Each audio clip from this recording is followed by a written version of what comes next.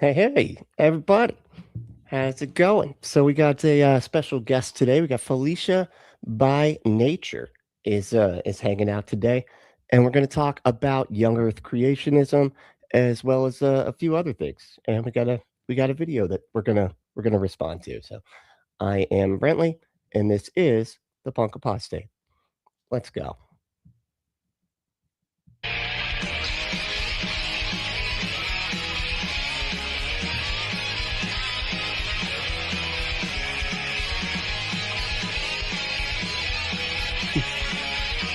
Yeah, I love the music, man. Oh, Hell thank you. yeah. Yeah, One of my favorite indie bands, Rabbit Junk, put out a new single today called oh god, it was oh my gosh, now I have to look it up. The hell was it called? Oh yeah. Blacklight Rainbow Pegasus. Yeah. Okay. No, I love Black Light Rainbow Pegasus. Yes. Awesome. All right, Rabbit Junk's an awesome indie band. They've been around like 20 years now. Really? Oh, that's awesome. I'll have to check them out. Hell yeah. JP's awesome. He's the guy who founded it. Really? Oh, cool. Oh yeah, that's so great. Sure. Well, Hi. hey, everybody. So tell me a little bit about yourself. Just start to top, start to top to down finish. I don't know what I'm saying. Just tell me about yourself. Head to toe. I'm go. Felicia. I'm a weirdo transgender woman who transitioned much later in life than most of the trans women you'll meet nowadays. And I'm a senior software engineer working on becoming a staff or a principal engineer for a company that will remain nameless at the moment.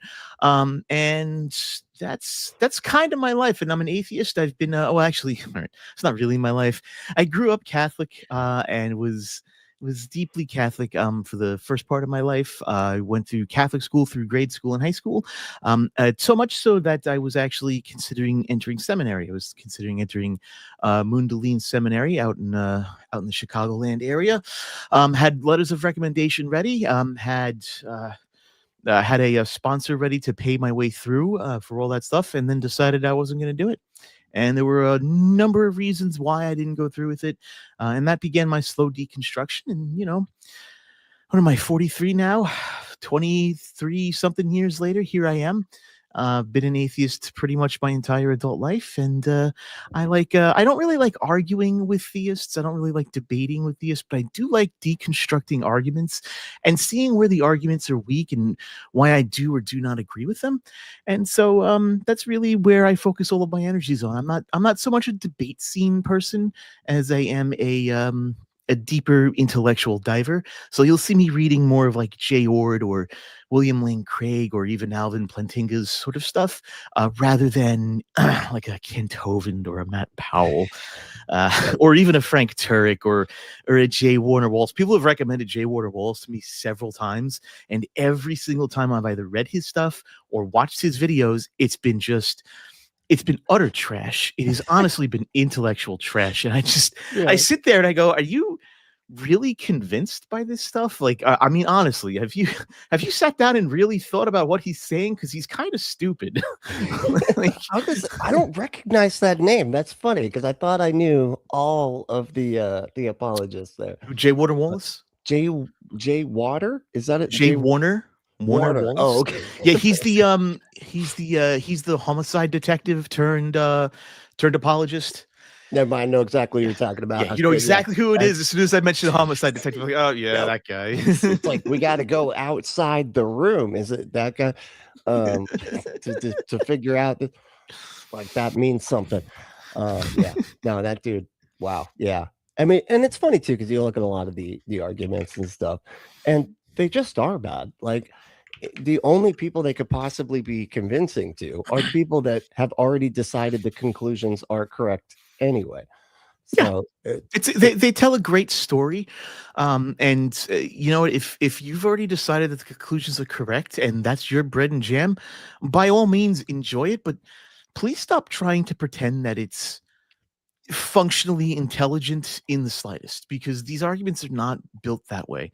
And that's kind of like, that's the problem I have with like pretty much every young earth creationist argument, because they have these big organizations like AIG and Discovery Institute, and they try to make like semi-intelligent or at least intelligent sounding arguments for their so-called worldview. And boy, once you start digging into it, they've got a lot of problems that they don't discuss. Really? Yeah, I could Yeah. imagine. Yeah, Yeah. that's what the frustrating part is, and it seems like it's getting even more frustrating recently because like they're so clearly trying to, I mean, using the government and the powers that be to be able to like destabilize all scientific establishments so that they can shoehorn in the bullshit and then act like now it's not overran by money and manipulated by all that type of stuff when it was that before when it was actually legitimate. It was like all ran by the money. Now it's being all ran by the money and the Christian influence and all that stuff. Now it's reliable when it's literally unreliable. It's so goddamn infuriating the way that they're doing it. You know what I mean? It's what's the best way to describe it? They latch on to the most mimetic parts of conspiracy theory, and they use that as their marketing machine and their political agenda machine to push whatever agendas they want to push. And so they sort of latch on to that easy to distribute soundbite philosophy, I guess you could call it, and they use that to push their agenda, which is kind of an unfortunate side effect of the internet and its ability to allow things to go viral. And apologists, the right, and the evangelical crowd have really latched on to that as a method for spreading their hate, to be perfectly frank. And it's kind of sad to see, but it's really all of our own faults for falling into the social media trap and allowing ourselves to carry around these little brain rot boxes. So Yeah. I mean, and yeah, it kind of freaks me out the way that everything has gotten the way that it is.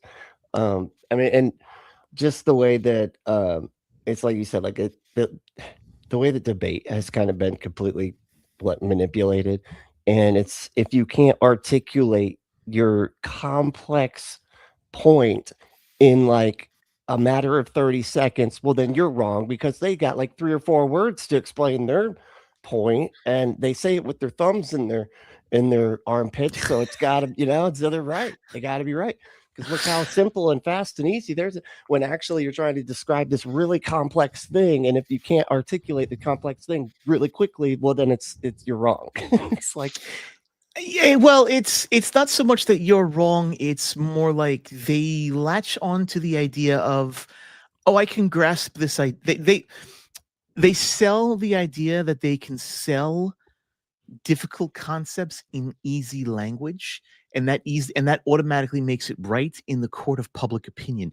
And that's kind of like the thing that atheists do wrong, that I've noticed in the theist debate sphere, that atheists kind of do wrong and that theists do right. Theists treat it like a court of public opinion, and that the question of God's existence is completely and utterly irrelevant.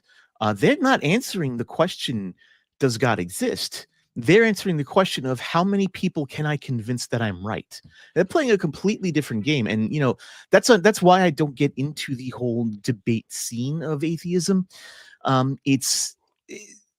there are some very, very intelligent people there, I love people like J.L. Warren, and people like that.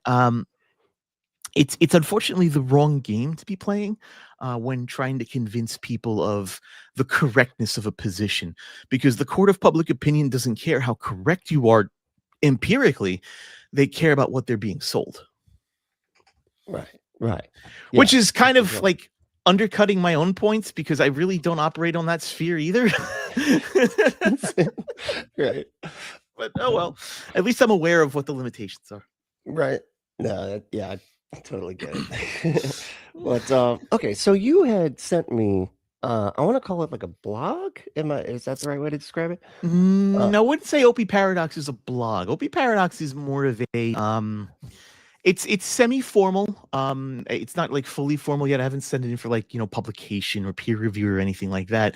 But it is a much more formal internal critique of the AIG style young Earth creationism, specifically the young Earth creationism that hinges on post-flood baraminology, which is a form of they have certain like geological and anti-macro evolution and certain taxonomy commitments.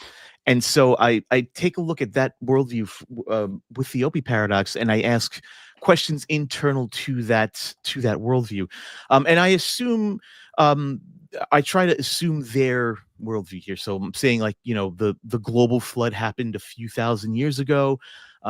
Extraterrestrial animals descended from kinds preserved on the ark. Macroevolution does not occur, and post-flood dispersal repopulated the earth. If you adhere to those commitments, I even go so far as to go through and accept a whole plethora of other things as well. For example, I'm willing to accept miraculous migrations, because if you really step back about the Opie paradox, because the Opie paradox it's about the North American marsupial, the opossum, the weird little scavenger that tries to remain hidden, hisses at you, and then if it sees a leaf, it plays Thanatosis, falls over, and plays dead. That weird little thing, which, by the way, has been around since the dinosaurs. It's been around 70 million years. That's but wild. If you take into account, even if you grant miraculous teleportation from the ark, like, I don't even want to discuss how the opossum got to North America, because that's just a whole other set of problems that blows my own mind that I don't understand. But even if you allow, the only thing I don't allow is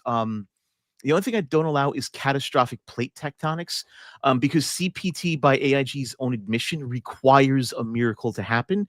And so that's the one thing I don't allow, because if you're just going to allow the Earth to magically reshape itself and not boil the planet, all bets are off. I can't. What's the point? Yeah. What's the point of arguing? So that's the only thing I don't allow. And so the generosity I'm saying is that the Earth here is young, less than 10,000 years old. A global flood did occur and created the majority of fossil-bearing strata. Noah's Ark preserved representatives of all terrestrial kinds. Post-flood diversification occurred within kinds, but not across kinds. Miraculous or exceptionally rapid post-flood animal dispersal is permitted, barring the catastrophic plate tectonics. And God may place animals in any post-flood region desired, including using teleportation. Again, no catastrophic plate tectonics. I don't challenge those premises. Personally, in my life, I don't hold to them. But for the purposes of examining the North American opossum within the young Earth creationist framework, I go, you know what? Granted. All granted. We're here today in this empirical reality. The opossum is here. Explain it.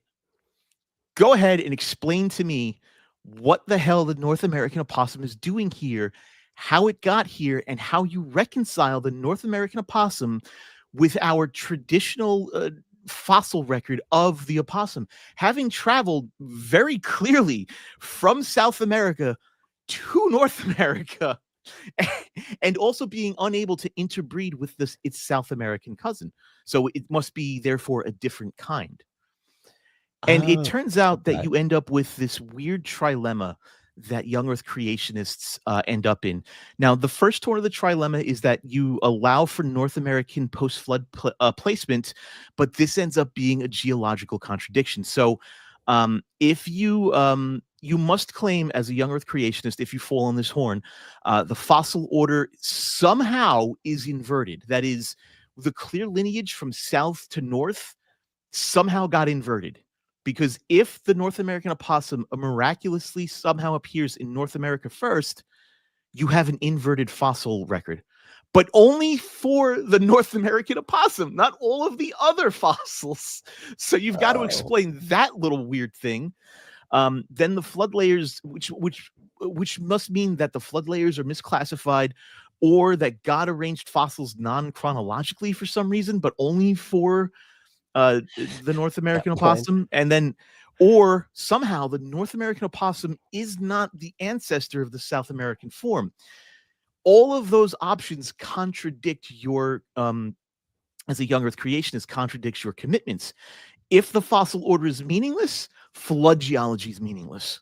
It has no application to the real world in any empirical sense.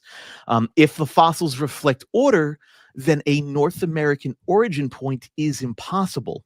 So you can't claim that they started off in North America. And if God rearranged the fossils, creation science fails to be scientific. It's just a random trickster God fucking with you. So you can't. So if you say that the North American opossum poofed into existence in North America, sorry, you can't. It's empirically ridiculous. You could say a South American placement, but then you have to give up the claim that macroevolution doesn't happen. So if you go to South America, then you have to have diversification into reproductively isolated lineages, South American, North American, across continents within 4,000 years, and leaving somehow no transitional fossils of that 4,000 year period happening. This is macroevolution at a rate that modern biology would look at you and say you are batshit insane. Right. So not only is this nutty, right? This is like the complete polar other end of the young Earth creationism horseshoe of being anti-macroevolution. This is so pro-macroevolution that you've overshot reality, and it contradicts the Yek anti-macroevolution claim. So for the second horn, you have to say hyper evolution, and it's just like, hey, why don't we see that anymore? I don't know. Right. And then the third one is God did it, I guess. Maybe God just decided one day to and well, that's the thing though. If you say, well, God did it, like just like you said with the fossils, then you're not doing science anymore. You're not explaining the natural world. Like, okay, right. Well, great. So enjoy trying to get this taught in science class, guys, because it ain't science. Right. And then the third one is, you can claim multiple origins, having both the South American and North American origin, but then you have no taxonomy. So you have to invent a new type of young Earth creationist taxonomy. So I don't know. It's just you have to completely reinvent what young Earth creationism is. Like, okay, well, that's. I mean, you can reduce the dilemma to just placing it in North America or South America if you don't want to get rid of taxonomy.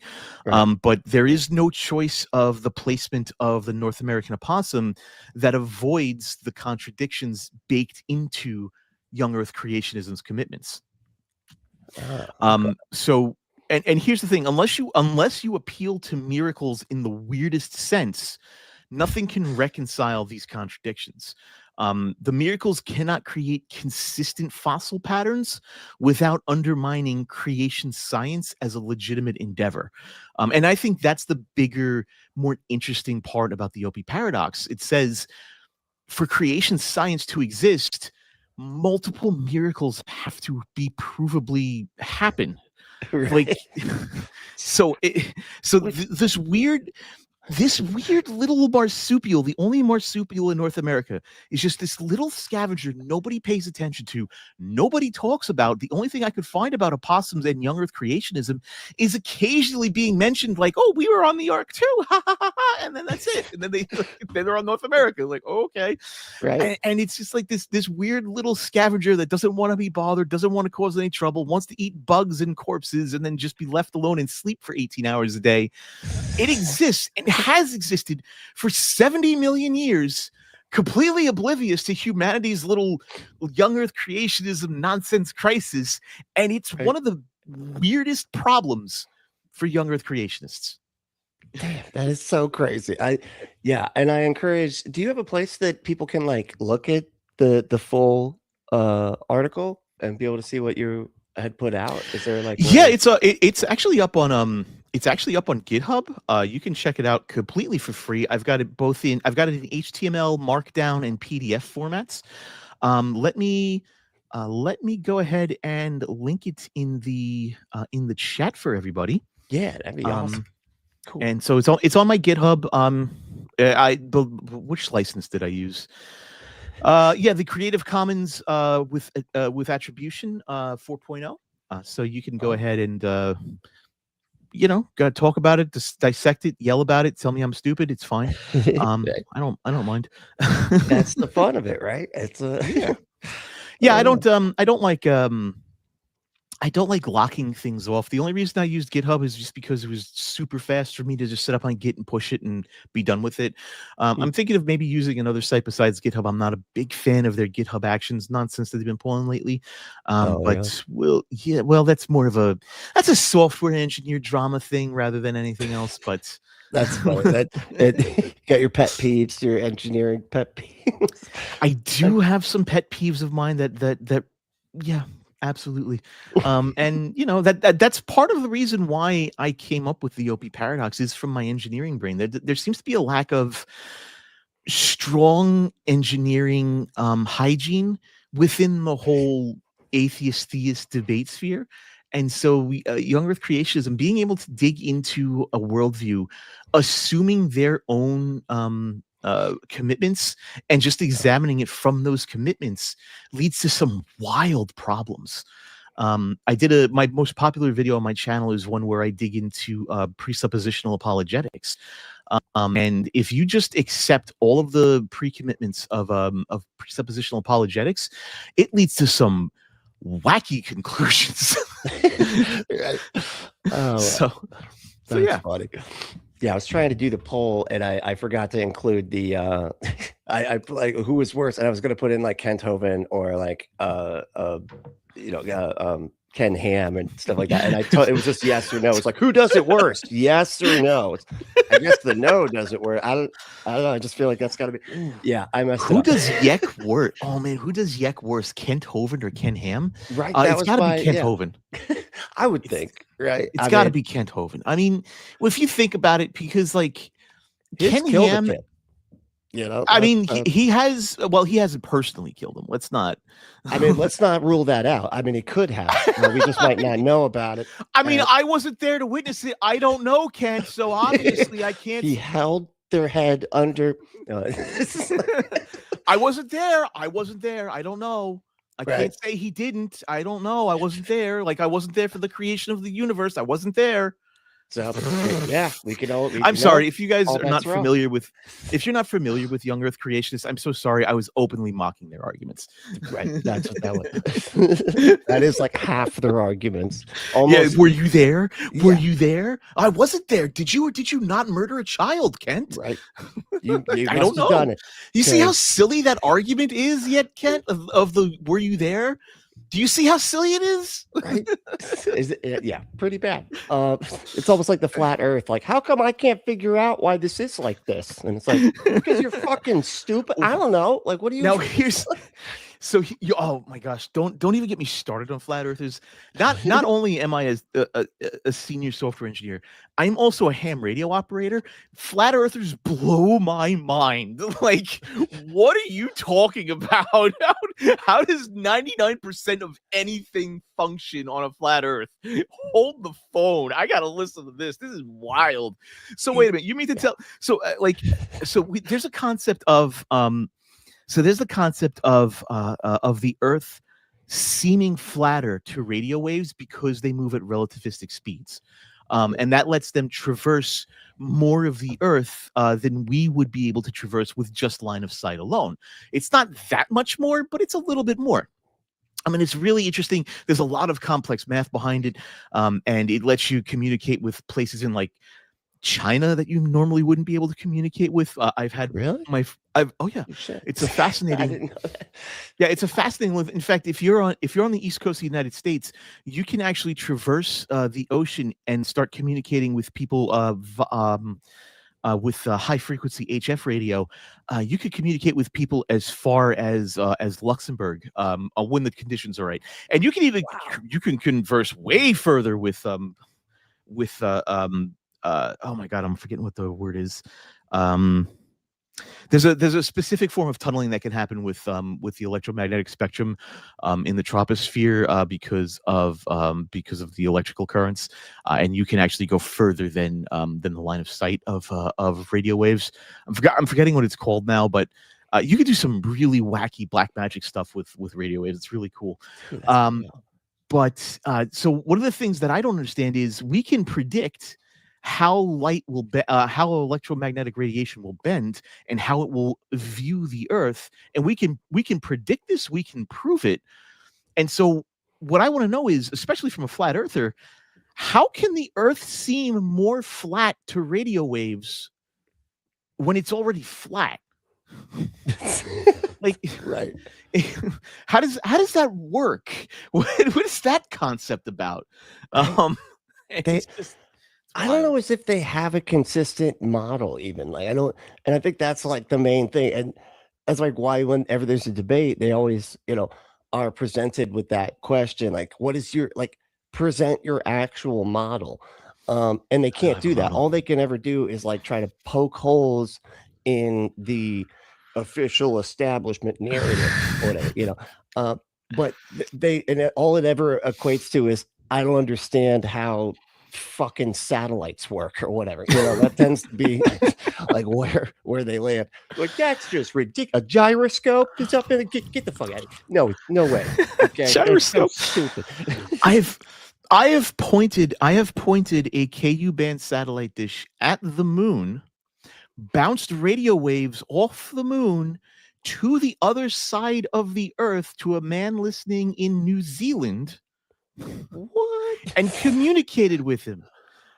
Earth, moon, Earth bounce. It's literally a thing. Look it up. Wow. Explain that to me. Why? How can that be a thing that I need to do with the moon right. when the Earth is flat? Why would I need to do that? Well, and that also defeats the "we didn't land on the moon" thing. You knock out two conspiracies with that one experiment. Get it. I don't understand it. How can I reliably point a satellite dish to geosynchronous orbit in the southwest of the sky in the northern United States? How can I reliably point the satellite dish there and pull down television channels regularly, systematically, if the Earth is fucking flat? That doesn't. None of it works. It just everything falls apart. Oh God. And yeah, it's just I don't know where they get a lot of this up. Although I would say that I think that the religious mindset really does kind of, I think, cause that sort of thing. I'm not sure if it's the religious mindset. I think it's more of a I think when it comes to flat Earth and especially like moon landing hoaxes type people, I think a lot of that is anti-authority. A lot of it comes from suspicion of authority, not even like anti-intellectualism. I think it comes from like suspicion of authority, suspicion of science, and feeling like if things should be answerable easily. Like why do I have to poop? Well, I got poop in my colon. That it should be that simple of an answer, and it unfortunately reality is not. I have no idea why you have to poop when there's pooping. I don't get it. It totally contradicts. Everything. It contradicts all the laws of physics. I don't know why. That's right. Oh gosh. I just sometimes I wonder that I think when it comes to that sort of stuff, you can stop on camera and say hi. Okay. Oh hi. Just wave. Oh. How's it going? What's my up? roommate Dan? Hey Dan. Oh, that's awesome. So I just think when it comes to the conspiracy theory stuff, a lot of it's anti-authoritarianism, and I think young Earth creationism is a little bit of that, but I think a YEK especially is a lot of suspicion of I call it YEK because it sounds disgusting because it is disgusting. It is. It's intellectually disgusting. Yes. And I mean, if you don't think YEK is intellectually disgusting, have you watched the Matt Powell video? Have you watched a Matt Powell video? Have you watched this guy drone on and on and on about, you say we came from Iraq. You say we came from Iraq. Like, Matt, get a new fucking argument, dude. You've been doing this for 10 years. Oh my God. Yeah. I actually, I don't know if, I actually got called out by him. he did a video about me. I dare Matt Powell to come up with a substantive intellectual refutation of the Opie paradox. I dare him. Oh, you know what he would do? He would never be able to. Well, if God is all powerful, then he can make he can make a square circle if he wanted to. And yeah, that would be I guarantee that would be the depth of his argument. Oh my God. Like, well, God can do it. Well, why would he? He's made everything else systematic and predictable. Why would he fuck with us on the North American opossum of all things? I know, right? Just that one little outlier, you know? It's just one little, and here's the funny part. It's not a kangaroo. It's not a sexy marsupial like something you'll find in Australia. It's not an ape. Sexy. I mean, have you seen their arms? Those biceps are like. Listen, those. I'm an abs girl myself. They got some pretty good abs. Abs too, yeah. Pretty phenomenal. Listen, but like, it's just like I listen to some of these arguments and I think, don't you hear how dumb these arguments are when you say them? Like your own ears should hear them out of your mouth, right? Like you should be able to make once you say it, then it's like, like I'm all for, listen, if you believe that the earth is 6,000 years old and man was specially created and you believe in Imago Dei and all that stuff, good for you, but stop pretending and stop trying to enforce a really crappy version of what is essentially mythology into a science context. Because once you step into the science context, you are no longer arguing from your mythology, your Bible, your scripture. You're arguing from empirical reality. And so what you say must match empirical reality if you're going to present it as an empirical truth. That's all I'm asking. Just come back with better arguments. That's all I'm asking. Like, really, I'm not asking you to not believe. I would prefer if you didn't believe. Trust me, I think we would all be so much better off without God in our lives. But come back with at least better arguments. Don't come back with something that sounds just insane, or the same repeated crap over and over and over. Like, have you listened to Kent Hovind's Kent Hovind discuss what's going to happen during the end times?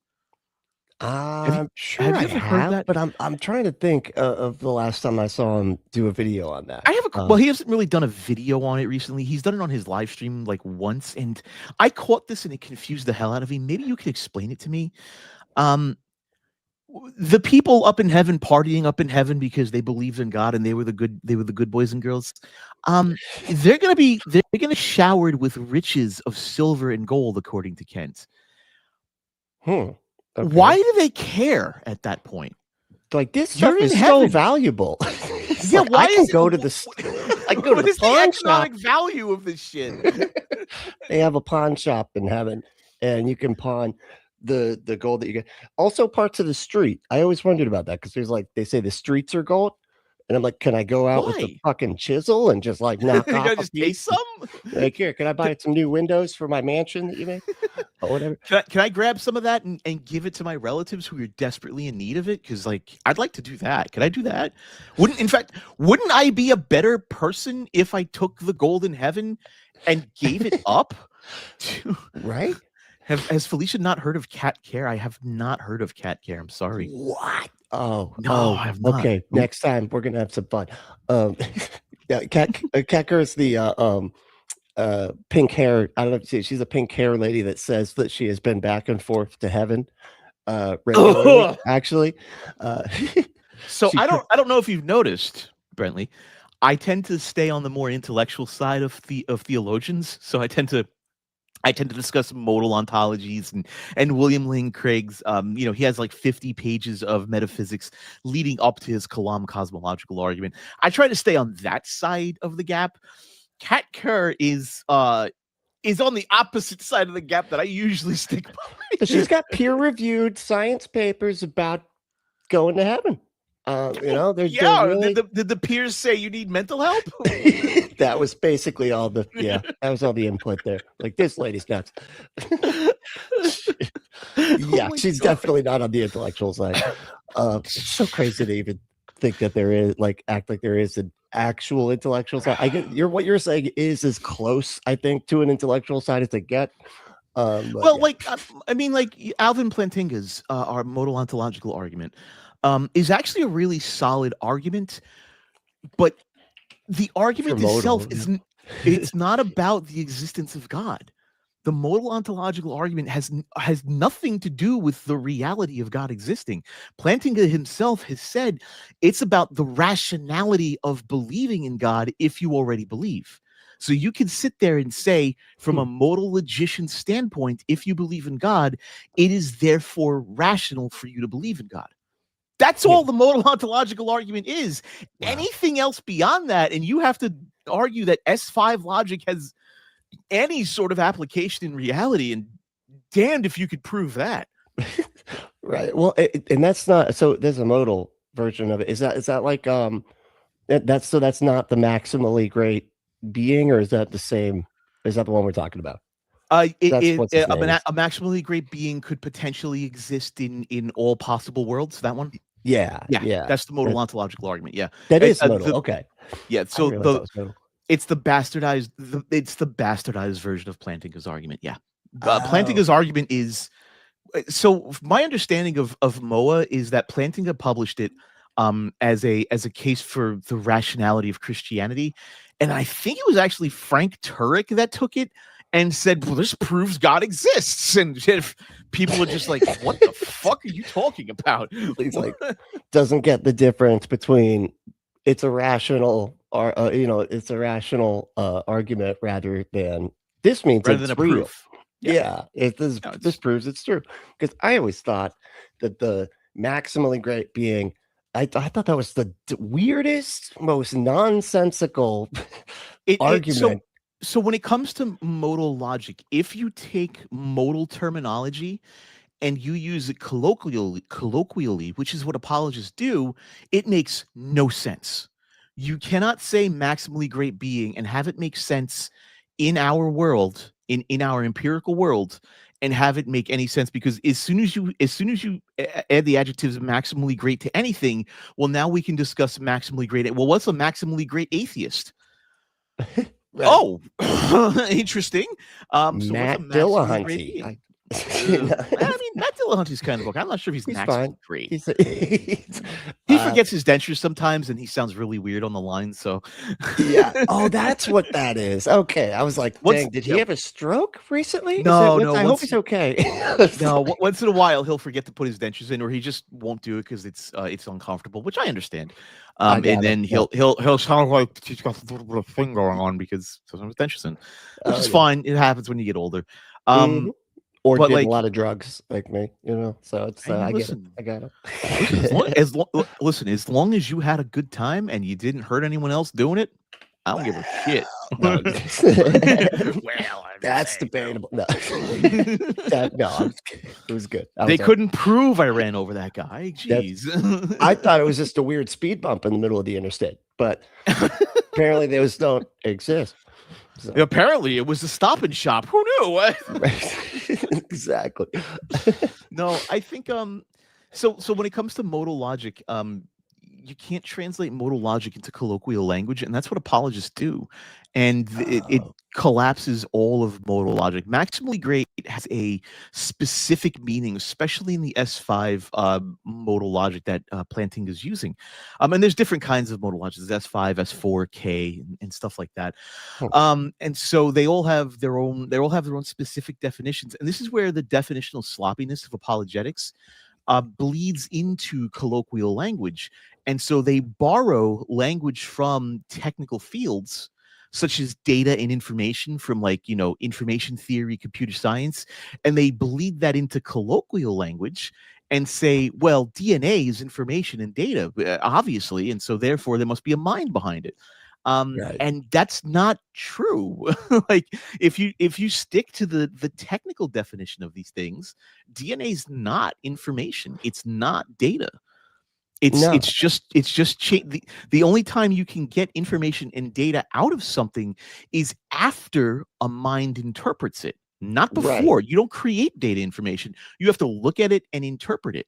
And Then unless there is a mind interpreting it, there's no data information. There's just chain reactions. There's just systems. right, It's right. completely That's what different. it is. It's information once once it goes into your brain, or into a brain, I should say, then it becomes information. And But that concept just they do not see it. no, I've sat there and watched calls like with I think it was Kelly on the Talk Heathen, oh, talk either. or Truth Wanted, one of the two. I can't remember. But like, oh my God, it went on so long of him just be like, "Oh, listen, it's not information until it gets in your brain." Like he was getting so irritated, and it was so funny. I was like, how do they not get this? But they don't. They really, Well, really don't. it's really interesting, and this sort of talks to my other project outside of the OP paradox that I call relational atheism. And so a lot of theists don't realize this. They try to skirt around this, or they try to come up with excuses for it. And this is one of the reasons why I broke away from Christianity and did not enter seminary. Christians, by and large, are the modern Christian, by and large, is actually a Platonist in disguise with a God hat on. And so when they start discussing things like knowledge and reason and morals and information and stuff like that, they're discussing it in a way where these things exist substantively, like information would exist as some sort of perfect platonic form of information, as some sort of perfect platonic form of knowledge. They don't call themselves Platonists because they have God, and so you can't have Platonism and God at the same time. But that's just like a technical sidestep. Realistically, they borrow very heavily from Greek philosophy, especially Plato, and that's when I started actually reading into the history of the church and Catholicism and Christianity, and I started to realize that early Christianity, prior to the New Testament being written, prior to the Gospels being written by anonymous Greek authors, was not like this in the slightest. It morphed heavily after Paul. And so you have this weird intersection of Hellenistic Greek philosophy with ancient Jewish tradition, and you end up with this strange Platonist hybrid that sort of zombifies its way forward.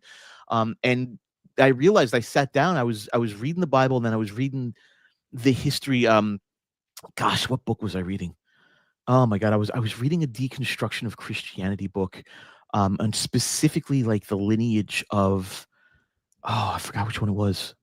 I'll have to come back to it, but I was reading on what early Christians actually thought, and it was speculation at the time because this was 20 years ago. It's still speculation today, but I realized, I was like, wait a minute, there's no such thing as a modern Christian. We're just zombified Platonists. And then that's when I really started to deconstruct, and I really started to dig into all of it. And ultimately my deconstruction hinged on that. And so this links back to relational atheism today, because Christianity today, apologists today, they argue from a very standard substance ontology. Now I'm going to get a little deeper philosophic wise here, but essentially what that means is they believe that, and most people think this way naturally. This is fine. It's not the wrong way to think, but most people think substance first. Everybody sort of argues that substance preceded everything, that there must be substance before everything else. I argue that modern physics teaches us that there cannot be substance without relation. You cannot have substance in an ether. You cannot have substance by itself. If you look at things like relational quantum mechanics, there is no particle that can be without a relation to something else. There must be relation and relata. So at the very minimum, there must be relation and substance coinciding together, not just substance first. I take it a step forward, and I say that relation is primary to substance, and there is no primary substance. There is relation first, and substance forms out of that. It's almost like a self-perpetuating web of relation that happens over and over again, and substance is just what forms and views from a statistical coherence perspective. Let's keep it as not technical as possible. So I'm not going to be very accurate, but I'll try to be punk apostate appropriate. Super not technical. Yeah. Yeah. So perfect. And so I call it relational atheism because I started, the inspiration came from relational quantum mechanics, and I've been working out since there. And I realized that fundamentally we're asking the wrong question, because the question, does God exist, in a relational perspective, is incoherent. It's only coherent if you assume substance first. If you assume substance first, the substance had to come from somewhere. If you assume relation first, the substance came from the relation. So the infinite regress is not a problem, because you can have relation infinitely. In fact, modern physics sort of demands that. So I don't hold to substance ontology. I hold to relation first, a relational ontology. And so I call that relational atheism. And so ultimately, my position is that, in fact, if you hold to relational atheism, you can even say that a deist God doesn't exist, because a deist God requires the God to step away after creation and be inaccessible. But the problem is, in order to be inaccessible, in order to be undetectable, it would have to uncreate itself before it made creation. So the deist God would be a paradox, or a contradiction. So you would have to be part of the web of relation in some manner. You can't pull away from the web of relation. You have to be detectable in some way. Because to pull away from, okay, he would have to destroy himself before he created the web of relation, to not influence the web of relation. Because otherwise, because it has to come from that line, right, of action. Okay, I see what you're saying. So any sort of triomny or ultimate power God, I think, is logically incoherent under this type of model. Interesting. So it's a project I'm working on. It's incomplete still. I'm still working out a lot of kinks, and it's still weak in some areas, really good in some others. But ultimately, I realized that the reason the Atheist Debate has ground to a halt of this, honestly, this brain jelly argumentation that you get from people like Matt Powell, from people like Frank Turek, the reason it's ground to this halt is because they're asking the wrong questions. I mean, we're asking, does God exist? And I'm asking, is God even conceptually possible? I don't think it is. Yeah, I really don't think it is either. I mean, even just the triomnies, as we have seen from just from a moral standpoint, that doesn't make sense. Oh, and Dr. Kip Davis is right. Not sure how we know anything about what Christians believed or how they practiced before Paul, because we have no text that predate Paul. Dr. Kip, you're absolutely right. And so, that's a good point. For Christians, yeah. So for me personally, what I read wasn't pre-Pauline doctrine. It was going over what could have been pre-Pauline Christianity. I don't remember exactly. I have to find the book again. It's been 20 years, Doc. I'm so sorry. But it was basically speculation of what pre-Pauline Christianity could have looked like in some form, based on sporadic texts here and there. It was really interesting. And it's really, I'm just saying what my story was, leading me out of Christianity rather than saying, oh, this is what Christianity was. No. I got but, you. I mean, it was the development, though, really does help. No, it does. If it changes it all, then it's wrong. Well, if it can still. So here's the thing about theology, especially Christian theology. It can still change. It doesn't mean it's wrong necessarily, but the problem is, the problem is the contradiction between biblical inerrancy and revelation. So you have this weird stance that the Bible is inerrant, but then you also have this weird insistence that new information can be revealed to you. But I see what you're saying. Yeah, those don't really work. But you have slavery in the Bible.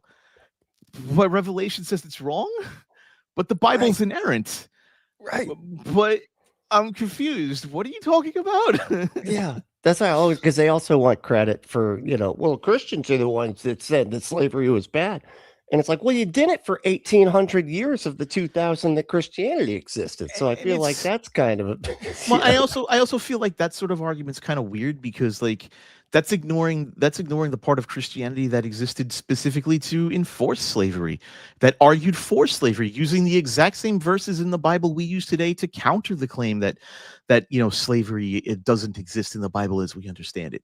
And so they ignore their own history when they argue like that, and it's very strange to me. Like, I can understand if you wanted to argue from the standpoint of I'm trying to interpret the Bible as it applies in the modern day, and you're not taking a biblical inerrancy standpoint. I can understand that. What I can't understand is holding that the Bible is absolutely true and then doing gymnastics to make it fit into the modern day. It's 2026. Like, there's a lot wrong with the Bible if you take it literally. There's a lot wrong. And like, it's just such a weird mental gymnastics contradiction to me. I don't understand how or why people do it. Well, and isn't it like a contradiction just to have biblical inerrancy and interpretation, period? Because like, if you're going to interpret the book, like, so you can just always say that you're just interpreting it wrong? No, I mean, that can get the Bible to be completely inerrant. Here's how I dealt with that as a Christian in my younger years. As a Catholic in my younger years, it was more like, the Bible is the perfect word of God. It wasn't inerrant. We never said inerrant. We always said the perfect word of God. And this is like the Catholic loophole, not the evangelical loophole. The Catholic loophole was the Bible is the perfect word of God. Therefore, man is imperfect in its interpretation of it. And so that's the loophole that lets you continually reinterpret what the Bible means. Only you don't see it as a loophole, because when you're inside of it, you're just like, oh, well, I'm stupid monkey man and God is perfect. And then you start realizing that, maybe we made this shit up. Like, maybe we're just lying to ourselves. What's really interesting is people who swear by the resurrection being true. And this is the thing I never thought about until after I left Christianity and I left Catholicism for 20 years. We have interesting records from back then. We have like mundane detail things like tax receipts, some Roman governor like letters saying, could you not shit in the streets, guys? Stuff like that. Not literally, but street shitting is bad and we don't like it. Yeah, we still haven't figured that out. Tourism that we're trying to bring in. But here's the thing, like, we have these like mundane things, and we don't have them in perfect, we don't have them in perfect condition or whatever, but like, we don't even have like this one clay pot that says, I saw a bunch of zombies in Jerusalem today rise from the dead, or like a little manifesto that said, holy shit, this Jesus guy really is the Son of God. He rose from the dead. Right. We don't have anything like you'd expect something with that type of impact to have a bigger blast radius than that historically. And I believe it's called the argument from silence, where like you can tap dance and say, well, it's really old stuff, really hard to find, you could do that. But like, the monumental impact, the blast radius of such an event would expect at least incidental stuff at the time being produced that we should be able to reconcile this with. Right. We don't have any of that. And I'm like, it doesn't disprove it, but boy, it really puts your hypothesis into the suspect category, maybe revisit later if new evidence appears category. Yeah. I always thought that my interpretation is that I think honestly that Paul, like I think Jesus probably did exist, but was like some cult leader or something that was not a big deal. Nobody really knew about. And then Paul just used the stories about him so that he could make himself the new cult leader, by magical revelation on the street or whatever. I don't know if necessarily that's the case, but I could definitely see, I can make an argument that that Jesus existed. He was crucified. I see. Now here's another thing that drives me nuts about the Jesus story and the Pontius Pilate story. Christian apologists love to use Josephus as a source to validate the existence of Jesus. Here's the problem. If you take all of Josephus's passages at face value and you don't immediately accept the academic consensus that a lot of the Christian stuff is just forgery, if you don't accept that, if you say, okay, let's use Josephus as the source, here's the problem. Josephus says Pontius Pilate's an asshole. Like a giant asshole. So much so that he was recalled from the armpit of the Roman Empire for being an asshole. And then you have Pontius Pilate of the Gospels, who's this really nice, mournful guy saying, I don't want to kill this poor innocent man, but the mean old Jews are making me do it. And it's just like, which one's true? Like, am I supposed to believe the Gospels or Josephus? And which source are you trying to cite here as the source of your truth here? Because these directly contradict, and it confuses my little monkey brain. Please explain. That's true. Yeah. I mean, maybe he was nice sometimes, and then, he was mean. He got a crack addiction or something. I don't know. Josephus isn't a source. I'm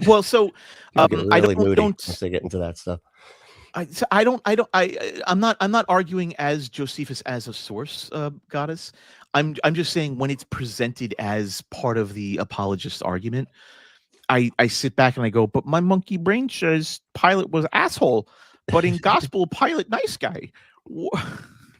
Can you please explain? I'm a simple person. I cannot do it. Right. Yeah. Josephus just had a problem with it. Maybe Josephus was the asshole. I don't know. That's why that's why other writings about Pilate say he was an asshole. Okay. But about Jesus and Paul, I think it's perfectly reasonable to say that Paul was probably somebody who he admits to not having direct contact with Jesus, but definitely being maybe part of that cult at the time, or if you want to call it a cult, and maybe being somebody who did travel quite a bit, and that traveled quite a bit, and then not out of dishonesty or disingenuity, but because this is just how brains work and we see these systems. He took advantage of the church system, and because he traveled a lot, he could get free food, free lodging, free supplies, sell stuff to people who were desperate for supplies from him. It aligned perfectly for him, and I think that's what we see with Paul. I think, I don't know if that's exactly true, but like. If I'm spitballing, I think it's a fair spitball. Yeah, honestly, I could absolutely see that. There was thank you so much, Flip Normal. I really appreciate that. $10. Wow. And Flip Normal is already a member. So just, multiple ways helping out the stream here. Thank you so much. They said, thanks for coming on, Felicia. Great combo so far. Hope y'all's weekend has been going well. Yeah. All right. Well, I'm glad. I hope the conversation's been fun. I haven't gotten torn down by anybody yet, so that's pretty cool. Give it a sec. Just wait a few seconds and we'll get there. Yeah. Oh wow. Thank you so much. Wow, dang. 5 we got 5 gifted. Wow, thank you so much, Kelly. Really appreciate that. Kelly's gonna be on here next. Yes, I was on Detroit Atheist Queen's stream a couple of weeks ago. She's so great to talk to. She's so fun. I love it. She's awesome. Oh, yeah. Yeah, I can't remember. We hung out a couple times, I feel like, but I can't remember exactly. Maybe it was a trivia. I randomly do streams and then forget what it was. Where was that? Where we were hanging out. Oh gosh, dear God. Please, God, if you're real, right now, right this second, just let me win the $2 billion Powerball in front of everyone. We can both do it if God's real. Okay. Me and Brentley. That's right. Only me and Brentley. Just us. Everybody else loses at it. Oh, God. Me and Brentley, nobody else. That's right. God damn. And we both win on a South Carolina ticket, so we don't have to pay the taxes. Oh, and stay anonymous. Oh, okay. There you go. Well, I'm in Florida, so wait, I think I still pay those taxes. Well, no, if you win if you buy the ticket in that state, you're subject to that state's lottery tax. That's that's right. It's a specific. You're still subject to your state's income tax, though. You still have to deal with that. That's what it was. Okay, because I don't have a state tax, but that's it. I think that's as far as it goes, and that tends to get sucked up by the high expenses of everything. Anyway, you know what? This doesn't have anything to do with anything, but it was okay. It was Ben's trivia night. I was going to say, which I have the hardest time making Ben's trivia night just because, and I try to like every week, but it's so late. I get up at 4:30 a.m. on Fridays, and then his stream isn't until 9:30 p.m. and then goes till like midnight or whatever. And so I'm like knocking out by 8:30. So it's very difficult for me to make, and I always feel so bad because I always have a blast when I go, but it's only on days when I don't work or something. Oh, and while everyone's listening, why don't you like and subscribe to Brentley here, because the Punk Apostate channel is pretty cool, right? I think so. I know. We have fun around here, right? You hear that, Dr. Kip? Like and subscribe. Yeah. Oh, Dr. Kip will never. I'm surprised he's only said one thing about the nonsense I've said today. I'm thrilled, actually. Right. I'm thrilled I haven't been torn down by him that much. He corrected me the other day, and I'm still kind of like messed up from this. He had said that he doesn't have any tattoos, and I'm like, I maybe it's just that I did too much acid back in the day. I don't know, but like I swear to God, I remember things, and then be like, no, that never happened. And then I like, what? Yeah, and then no, this never happened. I swear I saw him with tattoos. Never, Dr. Kip, I don't think Dr. Kip ever had tattoos. I've never seen tattoos on him. He had them at one point, God damn it, and then they went away. He had them removed. And he did it specifically to mess with you, Brentley. I think so. I'm feeling, yeah. I think that's what happened. It's got to be. It's the only way I can deal with it. So we have here we got a video to look at. We do. We've got a little video to look at. So I'm excited. This is so funny. All right. So apparently, the what was it again? The Creation Museum has a new exhibit that demonstrates scientific evidence of something that I think we're all gonna it's gonna be the proof that we all need here to demonstrate that creation is true. So that's what we got. Yeah, let's check it out.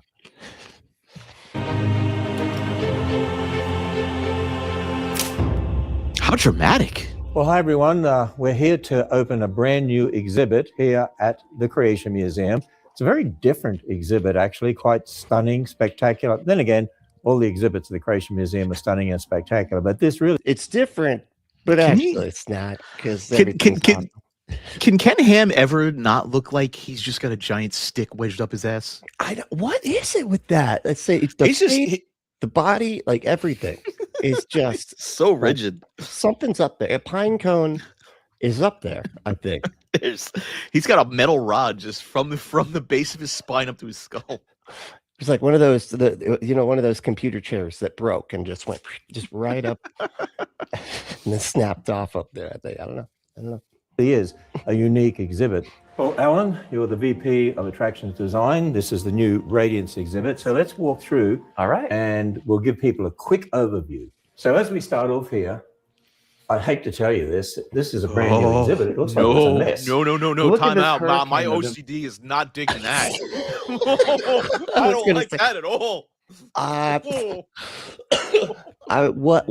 What's the science that it said? A hurricane of information. Hey, we were just talking about so they're gonna literally do information here wrong. I am, rock you like a hurricane. That's right. Oh gosh. But yeah, I think they're getting information wrong just straight out the gate. God. You know. It looks like people are all confused or something. That's right. This is to represent that very thing, that in this culture, there's so much influence from the world, and it's very confusing, often in the form of media, on tablets, on TVs, but this is kind of what it feels like, especially for young people. So it's meant to look like a mess. Yes. It's meant to look like everyone's confused. That's right. Okay. So wait a minute. So hold on. You're information telling in the me we. Wait a minute. Hold on. You're telling me we meant to spend $1 million making a mess? Could you? What? yeah. It's meant to look terrible, I guess. You know. No, we did it on purpose. Yeah. Like, but and what the hell is this even? You know, usually with some kind of like science, like we got the MOSI. It's called MOSI at the Museum of Science and Industry. Usually, there's some kind of like science that this is. You know, that the exhibit is walking you through. This one's like, no, we're not even going to describe what the science is. We're just going to look, it's just random, the culture, because there's so much influence from the world, which seems like such an odd thing to say. You know, there's so much influence from the world. Well, being that we're on the world. We're on the world. What are you talking about? What? But that, I guess, you know, to them, the world just means not Christianity. That's it. Anything that's not Christian is, yeah. Is pooping Christian? No, it's actually not. That's right. God hates that. So, Right. Okay. And so that's why he made it so that women don't do it. That's right. They don't ever do it. did you break up all this glass or something? We had a lot of people who did, yes. So this represents the worldview that people are taking in. It shatters and comes. It shatters lives. It shatters lives. And it's shattering the hearts. culture. That's right. They're shattering the culture. This could not be more, and already just beyond incoherent as far as what the hell this is supposed to be doing. This is like somebody took an exhibit at Epcot and Disney World and was just like, what if we take a giant dump all over it? What is going on? Let's just make it not make any sense. And then, you know, but Christianity though. I like the Flip Normal's comment in the chat. It looks like they took a bunch of Cards Against Humanity cards and pasted it against the wall. Oh God, you're right. That's right. Oh my God, that's it. Yep. Put them all over the world. That's awesome. Hey, Deep State, how we doing? Hello, I have good news. Yesterday, someone asked if I was my partner's daughter. Oh, thank you. Congratulations, Deep State Annex. Oh, I got good news on that too. I got mammed yesterday at Costco and almost turned around for my old photo. Wow. Oh, that feels good, right? He's like, excuse me, ma'am, that's not you. Thank you, but yes, it is. That's awesome. Oh my God, that's great. And so it's really also saying things are a mess out there. That's right. But we walk from this mess. Why is it written? Hold up, stop. Why is it written? Why is it written in the Star Trek font? Oh, you're right. That's what that is. Yeah. Why is it written in the Star Trek font? What is going on? Makes it look a bit more sciencey, you know, when you use the Star Trek font. Live long and praise Jesus. That's right. Beautiful room with all these beautiful lights and patterns. Live long, what is it? Live long and proselytize. That's there you go.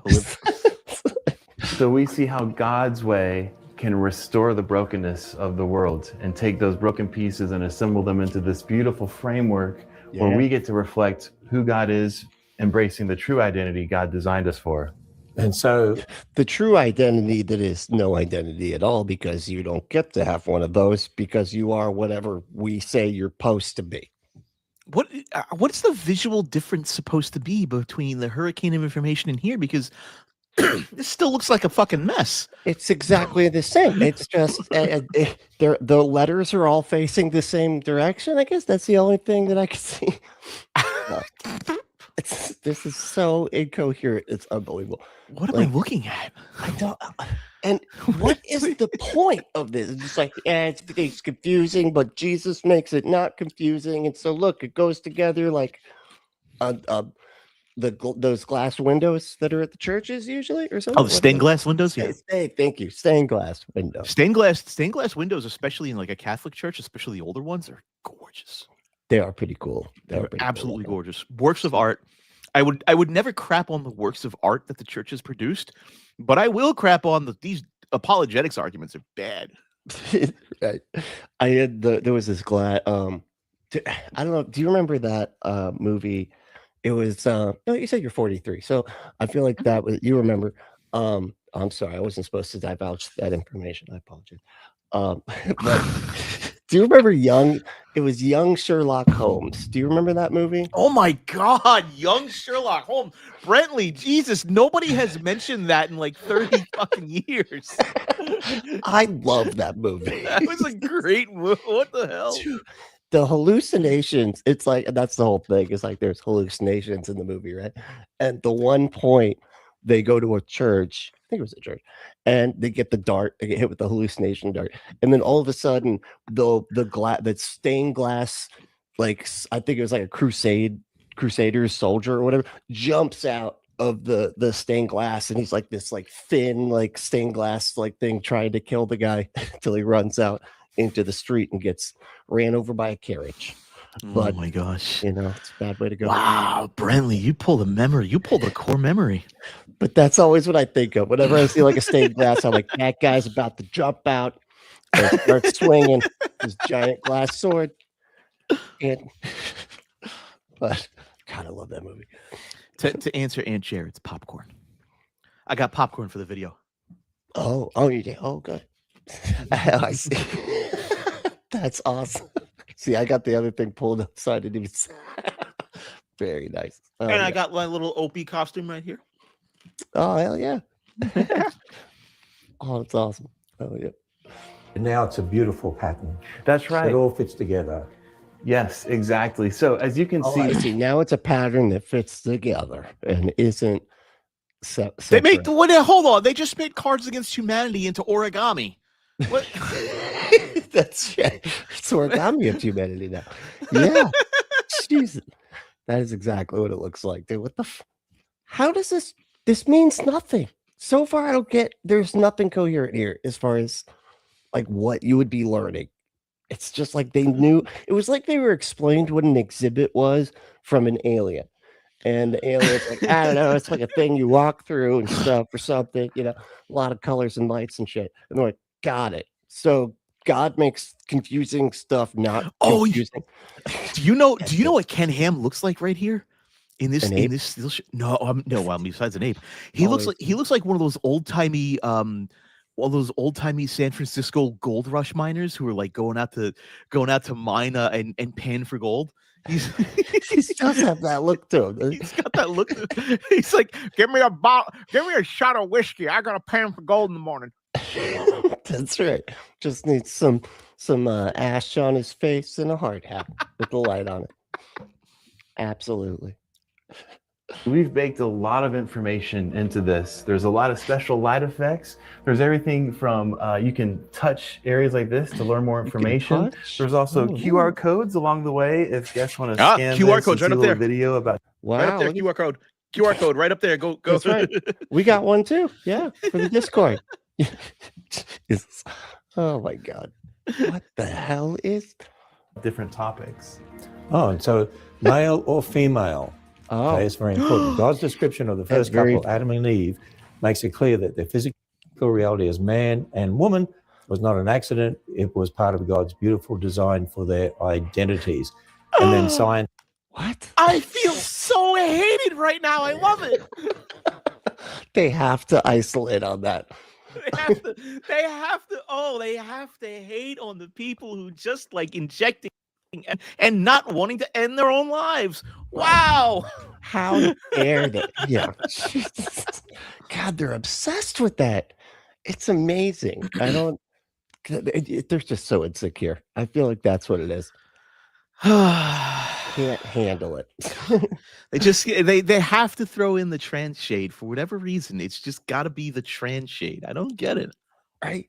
And you hear- whoever really funds them, I think what it is whoever really funds them, like the real rich people who give them like $14 million or whatever.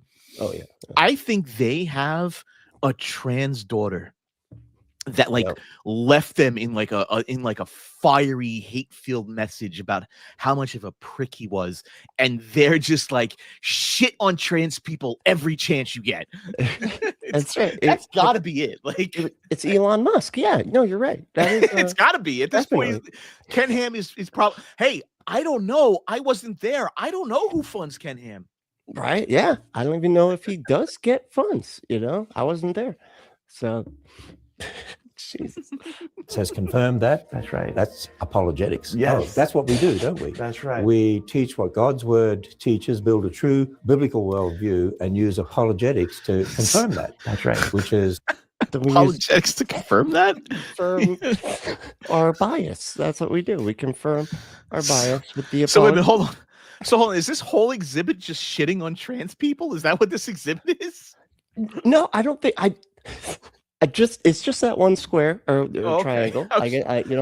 I think they have other stuff as well. But yeah, but you can see the book is also shitting on trans people. It seems the gender and marriage war, because it's a war, and they have to be violent. I swear to God.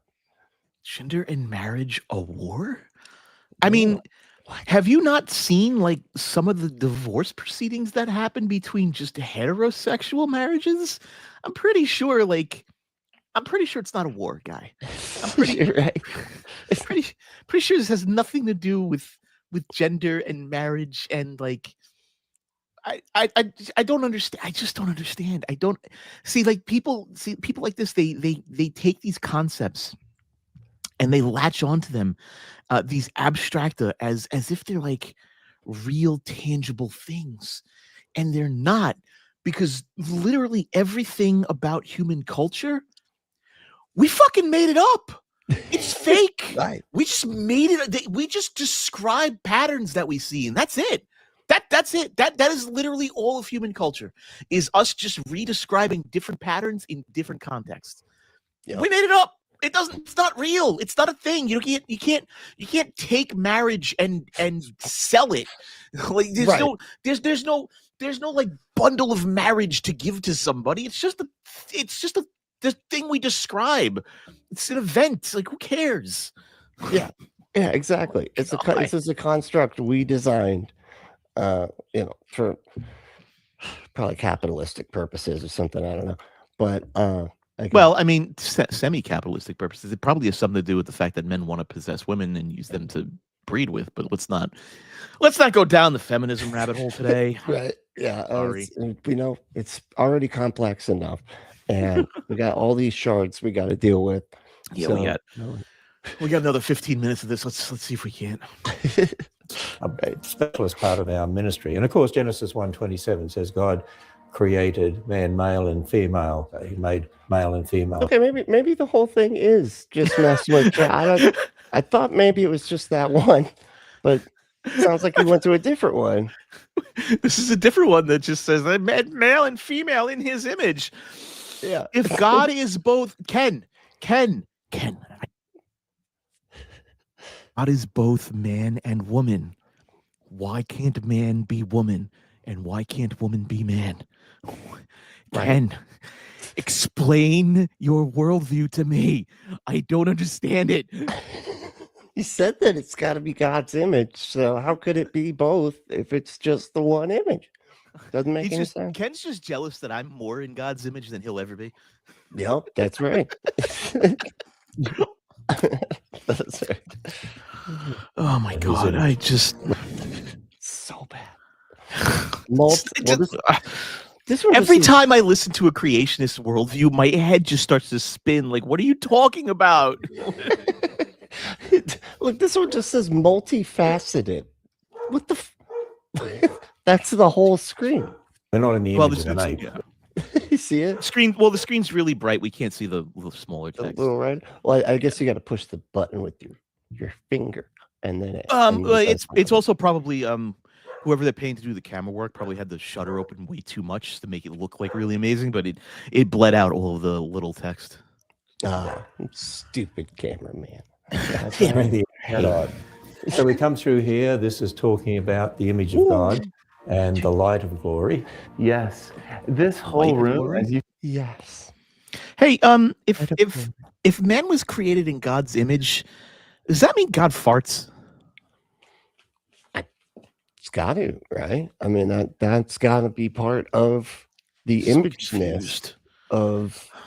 I'm so confused by Imago Dei. It's not even funny. It's such a weird concept. That's where the universe came from, Felicia. You know, that's that's Lisa the Rainbow Giraffe. That's not God. Oh, different Felicia. I'm sorry. I did not fart the reality into existence. Okay. I mean, as far as you know, it could have been that you are secretly a god. Oh no! Could you imagine at the end of your life you have that final bowel movement that empties all your bowels, and that creates a new reality? And that, no! And then you go to that one where everything's then you go to that one, you fart yourself into your own reality. Oh no! That's the twist ending that we deserve as an audience. You know. can see is pretty special, representing God's design for us, the radiant light that we get to reflect in him. So we had a lot of fun with reflectivity, dynamic lighting, and all that comes through. Actually very pretty. It is pretty cool looking, I gotta say. The purpose of this whole exhibit's literally just shitting on trans people. What the fuck? You're right. Wow. You spent millions of dollars just to shit on trans people. Why? What do we do? What do we do in our existence? What does my existence have to do with your life? I don't get it. Wow. What did I do? Right. What did I do to you? I did not get that. That's so funny. Yeah, it's the purpose of identity. What? Like, wow. What the hell could that possibly mean? Here's the purpose of you being you, like having the you-ness of what do you mean the purpose? Me from 20 years ago is not the same me from today. Right? What are you talking about? What identity? We change. Everything changes constantly. I mean, that is a fundamental basis of reality is that things change. I don't get it. It's crazy. All right, let's keep going because I need to know. I need to confirm if this is just shitting on trans people. That's all this is. They just maybe this is just the parts they're isolating on so they could sell the book. I don't know, but so far I think you're right. I did not put that together. Of course, I didn't get this far in the video. I just watched the video. That's fair. Reflected off the floor here. Yeah. And so as we come around here, it says flickering out. What is that? Yeah, so in our culture, the way that we are bombarded by messaging, it can be really challenging to stay faithful to the Lord. But just like Adam and Eve, they were tempted, they fell, but we can trust in the Lord in the message of salvation, receive new life, embracing our identity in Christ. And so we shouldn't cave to the culture. Yeah. We need to stand on God's word. That's right. And so the journey of grace. Yeah, this is a very special... What? See what I mean? Like, this doesn't feel like it. It's like it's trying to be some kind of exhibit that explains something, but it's like it's all over the goddamn place. Like, it doesn't seem to be coherent. Like, in what they think they're explaining. I don't feel like. But then you have the journey of grace, and it says finding yourself in God's creation of you. Like, I'm so confused by this messaging. What? I don't understand. Yeah, finding yourself in God's creation of you. Why the of you? I feel like you could just say. Why would I? More importantly, how would I find myself in an action? Right. Yeah. Exactly. That doesn't even make sense. Like, logical make sense. It make sense. Make anything a young Earth creationist does make sense, please. I'm begging you. Just one iota of a fucking thing. Make it make sense. They will not. No, they won't. So we've walked the guests through so far, seeing the brokenness that identity is tempted us to be in the world. Here we get to see that played out in this animated character named Grace. We see this young girl in these videos, being No. tempted to embrace identity that the world offers, but finally embracing identity and reflecting Jesus. Oh, And so we have two. we got it. We got a Oh, cartoon. God. If a And, cartoon shitting on trans people, come on, man. Oh my god! Even though their whole thing for shitting on trans people makes absolutely no sense. They will sit there and say that you're We're born so- the way that God wants you to be or whatever. But then they'll also be like, "But you're not, though. You're born not that. That's why you We're need such a small minority of people. Leave us alone. I know, For fuck's sake. that. Yeah, they're obsessed. They're Oh obsessed. my It's- God. It's really strange. I don't know what it is. I don't two get it. videos here they can watch. Yes, And is this part 1 and this is part 2? that's exactly right. So you get to see So 2 different movie screens to play the same goddamn video, or 2 parts of the same video. They have too Why? much money. Too much money. Are they That's are they afraid about are they afraid of audience throughput for this piece of shit? I know. Are they- right? Do they think this is the haunted mansion at Disney World? Like what the fuck are we doing this for? I know. They're like, they're gonna get bored if they don't switch screens halfway through the video. So we got Well, weren't you 30 seconds ago telling me about the hurricane of information, but now you're hurrying me along with information? What are you doing to me? What is this? Right. Too much incoherent information. That's why we Oh. broke up the video to make it less coherent. I don't know. Oh. Jesus. Oh my god.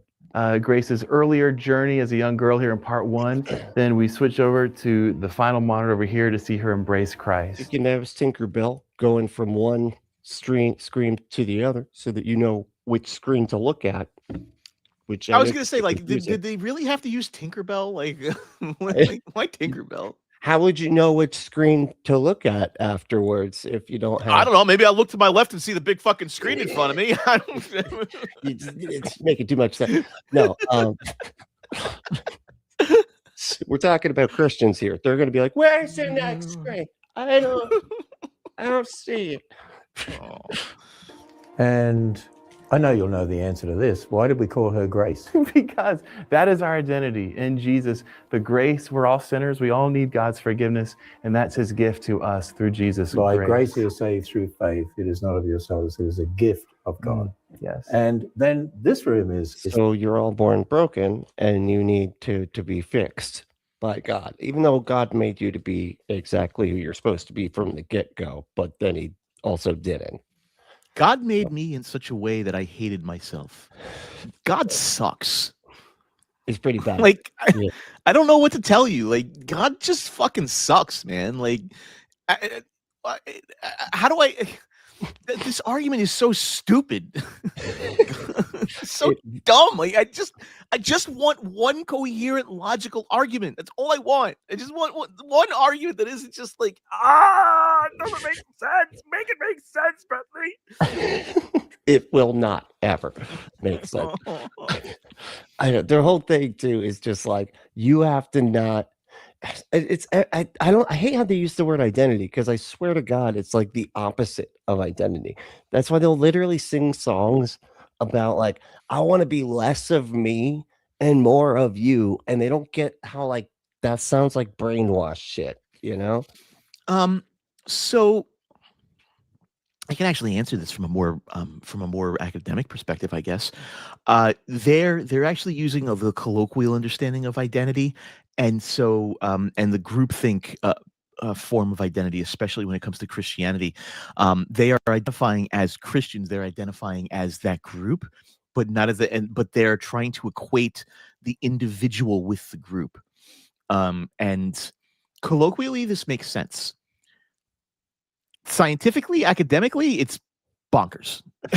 it's like you are a practicing Christian, but you are not Christ. You understand that, right? Like it's Right. Yeah. It's. But I mean, it is cultish. It is groupthinky. It is weird, especially if you are not part of the group. Especially if you're a different part of the same group. If you're a Christian that doesn't participate in the whole "I am Jesus, praise be to God" group chant stuff, identity self-referential stuff. Even if you're that type of Christian, that you look at this and you think this is nutty. And it's weird because you're part of the same problem because your own groupthink causes you to do the same thing. I mean, just look at Mormons, for God's sakes. Right. You know, they judge these Christian in-groups will judge each other the same way we're judging them right now. Like, this is culty. Could you guys not do this, like, ever? Right. I mean, that's like the main thing. It seems like, I swear to God, like half of the way the religion works is like people telling on each other, like people like tattling and shaming each other into like being the, you know, what they're supposed to be, I guess, whatever. And share in the chat. Yeah, they thought they were being so clever when they made her Grace. Guys, it has a double meaning. See what we did there? I wasn't gonna say anything because I was like, that's too obvious. That's just such a dumb joke. And then I realized, I was like, wait a minute. No, this is actually dumber than I thought it was. They need to be made fun of for this. I have to point this out. Like, this is so bad. I was surprised they didn't go with faith. They're like, this is faith. You know what? Because you gotta have faith. That's right. No, they had the drawing board for Grace and Faith as like a cartoon series, and then they decided to split them up for 2 different exhibits. Oh, you're probably right. That's probably what they're doing. Next one's gonna have Faith, and Faith is gonna shit on trans people even more. Right, exactly. Yeah, a whole nother exhibit to walk through with even more screens, probably, to keep everybody engaged. An entire exhibit to just shit on trans people.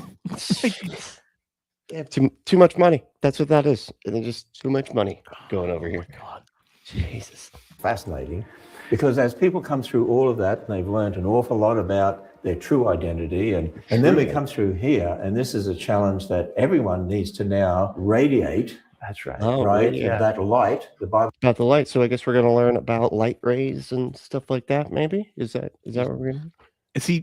Is he suggesting the infrared radiation that I emit in my daily life as part of my bioelectrical signature is God's grace? Is that what that is? Like, do I need to be fatter to emit more IR to be more godly?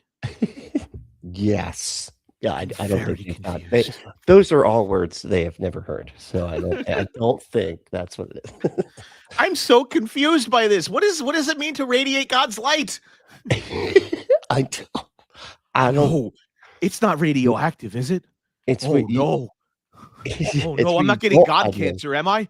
You don't want to hide it under a bushel. That's the only thing I know. Which I don't. That sounds like a fire hazard to me, honestly. For putting it under a bushel, I don't know how flammable bushels are, but they sound pretty flammable, right? It has that flammable. What's got the bush in it? You know, right?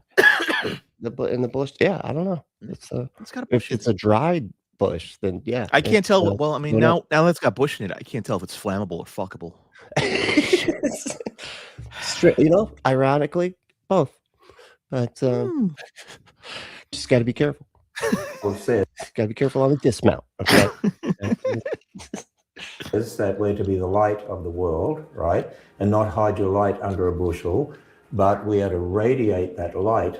Oh my God, I was kidding. Holy shit. And of course it says it. It's like, oh my God. It's because of the song, you know? Is that even in the Bible, or is that just a song? I think it's just a song. Right? Yeah. I think it is. It's been such a long time since I've actually read the Bible, so and I'm very proud of that. I'm very proud of that. Everything I know about the Bible is just ancient knowledge for me, and I only reference it when I absolutely need to. I feel you got those like so many days since the incident or whatever, or since an accident or whatever, but you got one since reading the Bible. I've gone 20 days since taking a drink. Well, I've gone 43 since reading the Bible. Exactly. Of God's glory, God's grace. And so different people will radiate it in different ways because God gives people different gifts, different talents, and they how does that disqualify trans people? Right. Different people will radiate it in different ways. So maybe trans people just radiate in that different way. I don't, Maybe trans people are just exposing your fucking hypocrisy, Ken, and your fucking nonsense of hating people for no good reason. Right. Yeah. Oh no. So weird the way they're. I cannot figure out the the trans hate. I mean, I think it just is the insecurity thing. I think that's all it is. I just want to Anytime. inject myself with my estrogen. I just want to have my boobies, and I just want to be happy. That's all I want. That's well, hopefully. And I want to paint my nails once in a while. That's all I want. Right. Jeez. Yeah, and depending on if you're in Texas, that's illegal. So I don't know. Oh yes, by the way, I do want to address Aunt Chair. You are 100% correct. I am stereotypical software engineer. 100% software engineer, senior software engineer, 20 years experience, trans. I'm a stereotype. I 100% admit this. That's but I guess I and I'm diagnosed mildly autistic, so there. I've checked all of the boxes. And I'm an atheist. I am going straight to hell. It's like you and John Gleason, I guess, are the only two I think that I know. But Oh my god. that's funny. A culture and have the ability to radiate in different ways. And so people can actually change these to show that without any explanation of the light rays or anything like that, it's all just complete nonsense. But it's got a fun visual to go with the nonsense.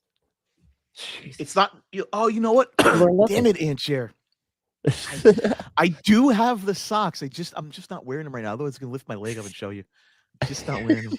Sorry. It's not for you. Don't have the socks. Well, Deep State. Oh, by the way, Deep State Annex. I just wanted to address that really quick. I can't do anything for you, but I do want to let you know I'm very sorry, and I hope it works out for you. I want you to know you're not alone in that. So it's tough. I know it's tough. I've been through some tough stretches myself, but I just want you to know you're not alone in that, and I know it's tough. I can't do anything about it because it is medicine, but we just want to let you know we're all here for you. Yeah. That sucks. That's awful. It's crazy the way they can mess with people's meds and then and get away with it, as long as it's for trans people.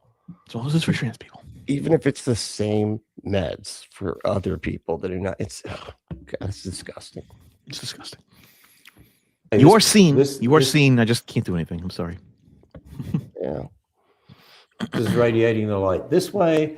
Now this one's going to radiate this way. So they're all different. So this, as people go along here, all different, but not different enough to you got to be the same gender though. But you can be different within that box that we put you in. I dare an atheist to come in here with funhouse mirrors. I dare you. Right. This would actually be great to take shrooms and walk through. That would be kind of a fun experience. You know it would not be fun before coming through here, taking DMT and coming through here.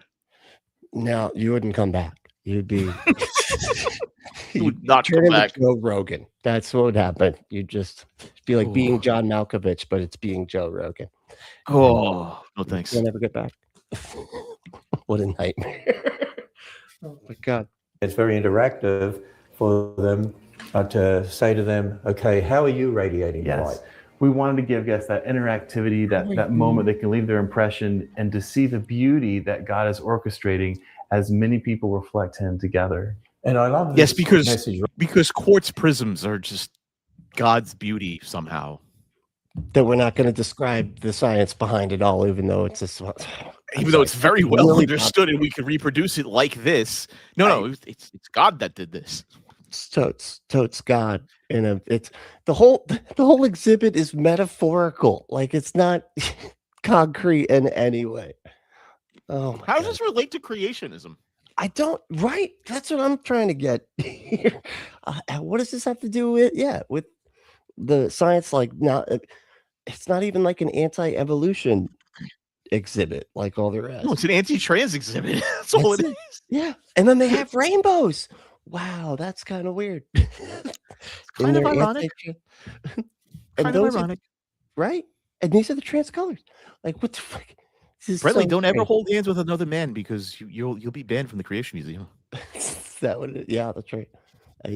They will side tackle you if you even brush up against another. right here at the end of the exhibit, present help and future hope. Yeah. Does living according to God's design mean that everything in my life is always going to be easy and perfect? Not in this world, but when we go to be with the Lord, in the next one, it'll be perfect though. So is the message here to end myself? It does feel like that is the Christian message ultimately. You know, yeah, like it kind of feels like the message is bring about your own death and the death of everybody faster. Right. Yeah, because that's what they're all looking forward to. So they had to. I heard that this is funny, that when the Catholic Church was spreading back in the day, they had to specifically tell everybody that unaliving oneself is actually a sin, because people are like, well, then I should just take myself out then, right? Like, that's I can get to heaven easier.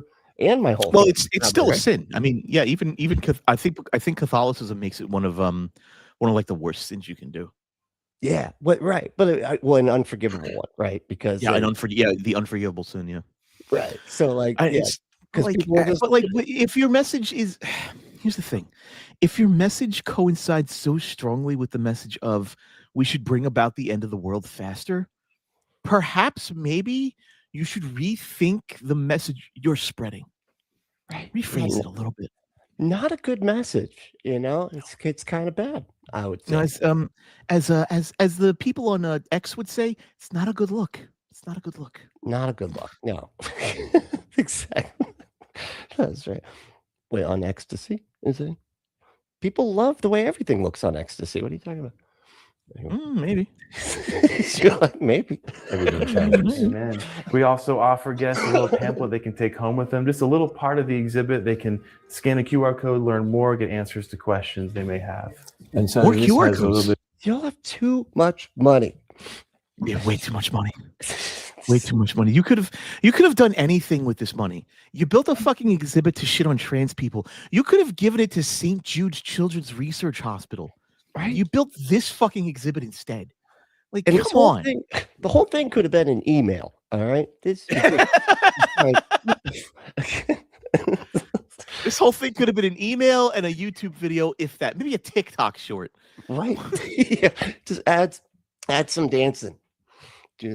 Yeah. And then, how many millions did you spend on this exhibit? You could have helped some kid. You could have given to Make-A-Wish and help the Make-A-Wish Foundation give terminally ill kids, a final wish.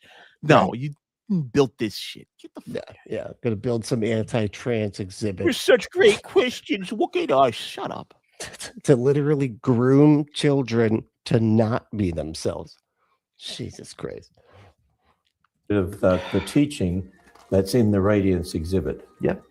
And so they can go through, be reminded of what they learned as they went through the exhibit, take that. Learn. If you need a pamphlet to remind you of that exhibit, what attention span does your visitor have? The exhibit was like 5 feet long. What are we talking about here? And what the hell could be learned from this? What have you done? God.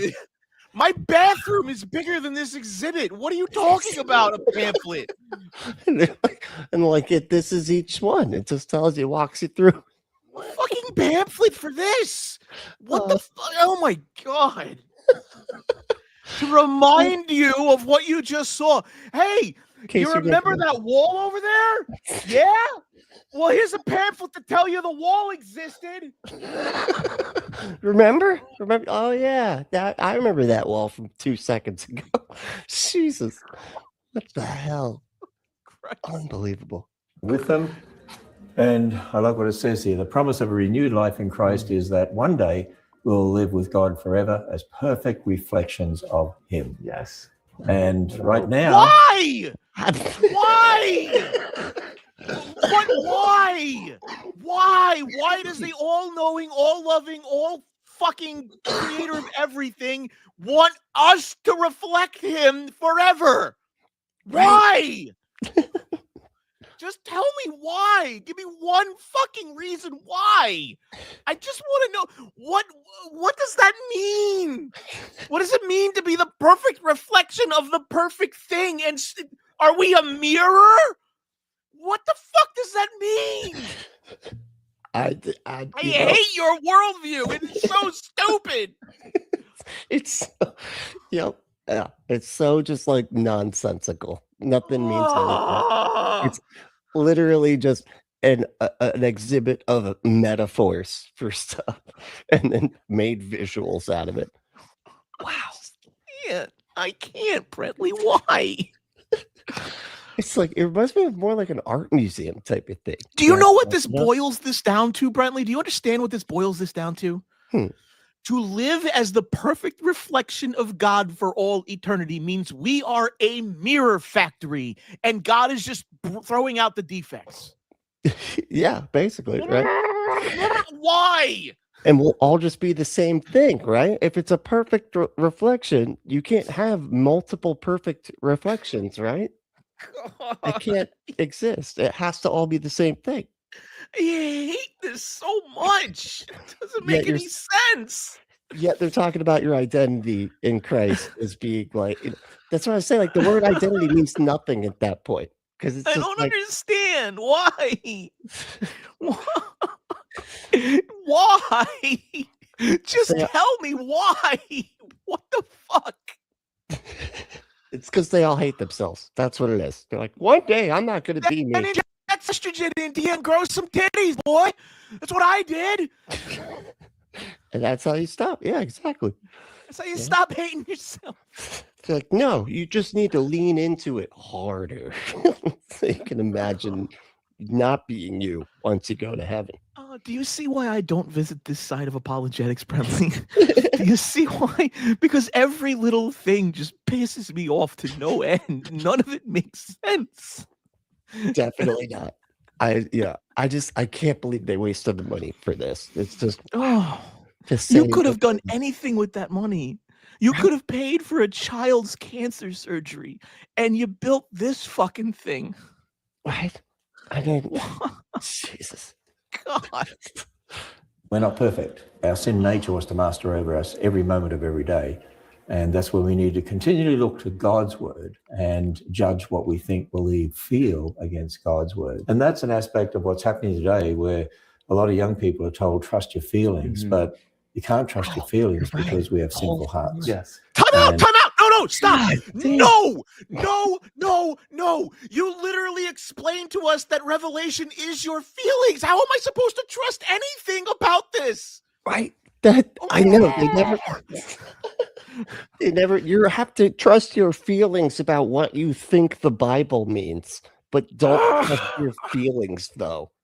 It's how the fuck am I supposed to trust any of this? Is the whole purpose of this is to build on the emotional feeling.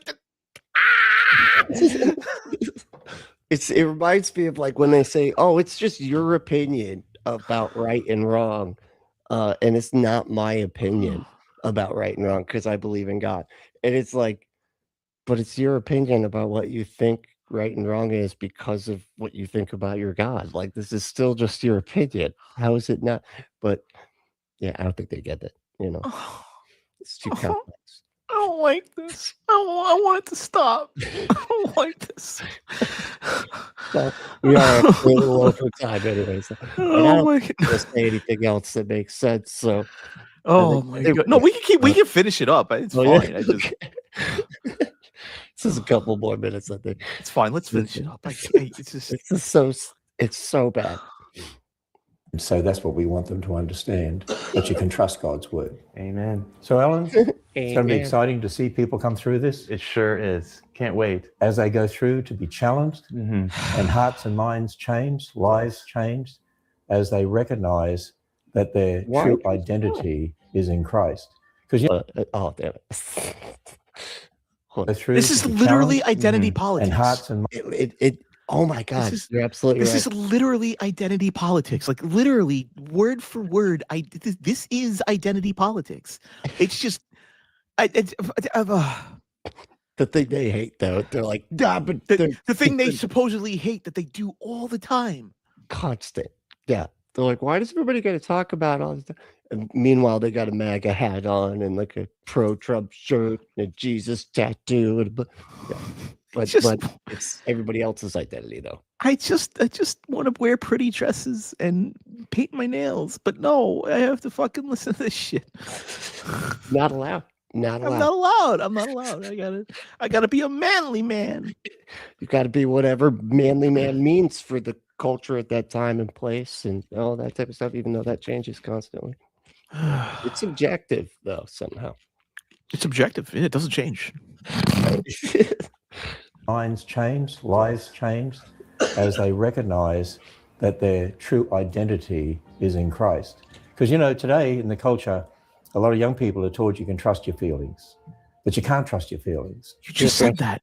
You literally just said that. Why are we repeating this? And the only are they panning out the video? They literally just said that. You can't trust your feelings. You can only trust. Right, you're right. You can't trust your feelings. What do you mean I can't trust my feelings? How can I trust God if God isn't there and doesn't do the thing? And then their God is literally nothing but feelings. Like that's all their thing is just feelings. Your God is literally the definition of feels before reals, bro. Literally. Yeah, exactly. It's like whatever I feel God is, that's, you know. This has been just a monument to stupidity. I can't wait till it's over. So well-funded stupidity. I hate this so much. I know. Right? I hate that fact more than I hate anything else about this. Right? I know. We can't get anything for like actual science that's this like elaborate.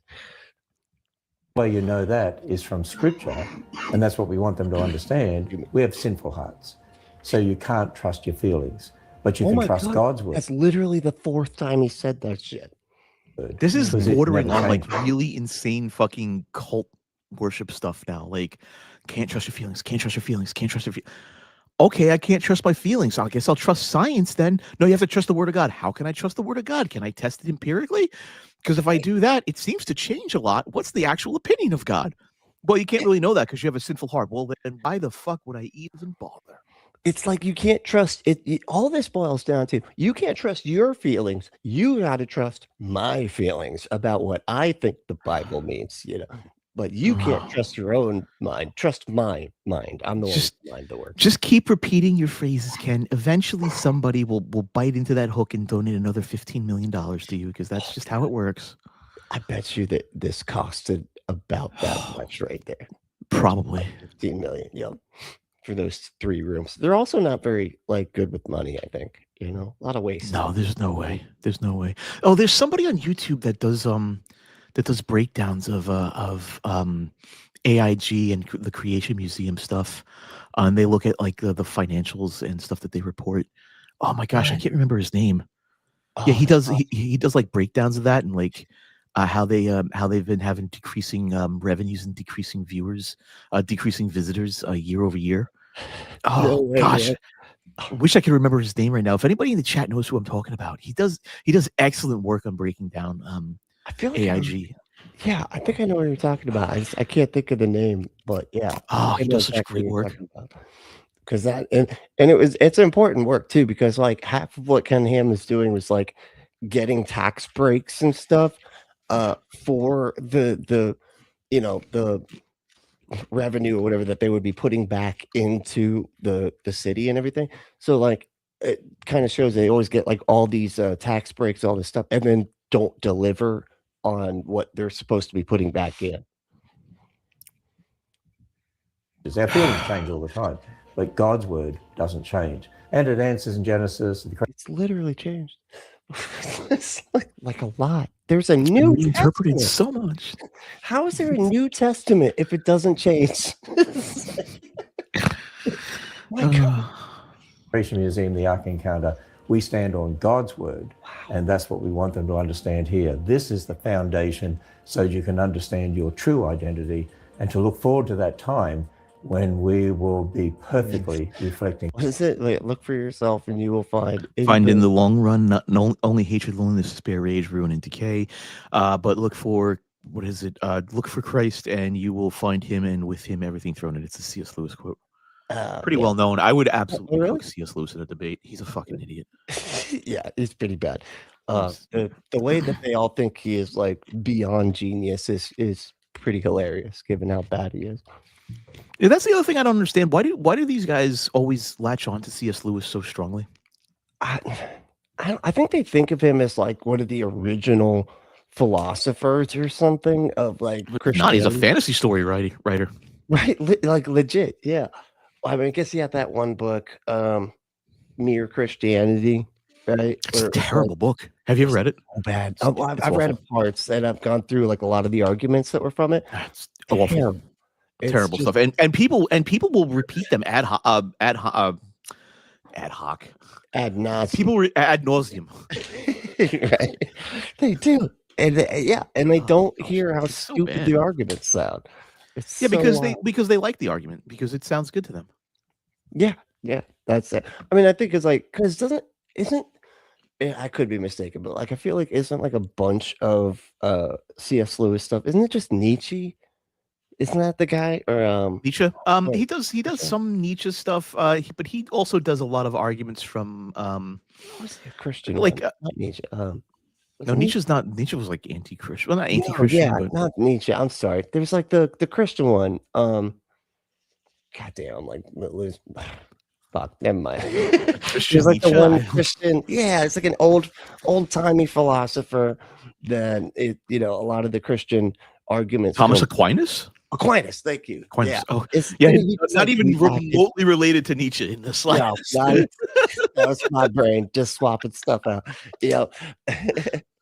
Yeah. No, it's because I was reading Nietzsche the other day. That's why I'm like, that's the other thing I don't get about apologetics is a lot of people will argue from Thomas Aquinas, but like if you're going to argue in 2026 using 17th century medieval, not even 17th century, but medieval metaphysics, y'all got your head stuck up your ass, way up your ass. Like it's, what's the argument? I don't understand. It's 2026. Can we argue in a modern context, please? I don't. I don't. Well, it reminds me of like how people will do like the philosophies of science arguments and stuff. When it's like, dude, we're done with this. We've already like made it past all of these problems that you're acting like we still have. As far as like empiricism versus other stuff. It's like. Yep. Yeah. Let's finish this video up. Yeah. Before I puke in my own brain. God's glory in heaven when we're with the Lord for eternity. Amen. So we've been praying for years now, our team as we develop this project, that it will impact lives. And now that it's open, we can't wait to see that happen. Impacting lives for eternity. Yes. That's what it's all about. Hey, congratulations to you and the team. Thank you. I want to encourage you all to come and visit us here at the Creation Museum. Even if you've been before, come again and experience this new. Give us money right now. Come again. Please come again. Please, we need the money. Revenue is down. Dude, you can buy 7 tickets and just go the one time if you want. You could do that. We wouldn't have a problem with that. So Brentley, if you could help me out, what is eternity? In the Christian world, I've never had this answered, and if anybody in the chat or anywhere could answer this for me, what is eternity?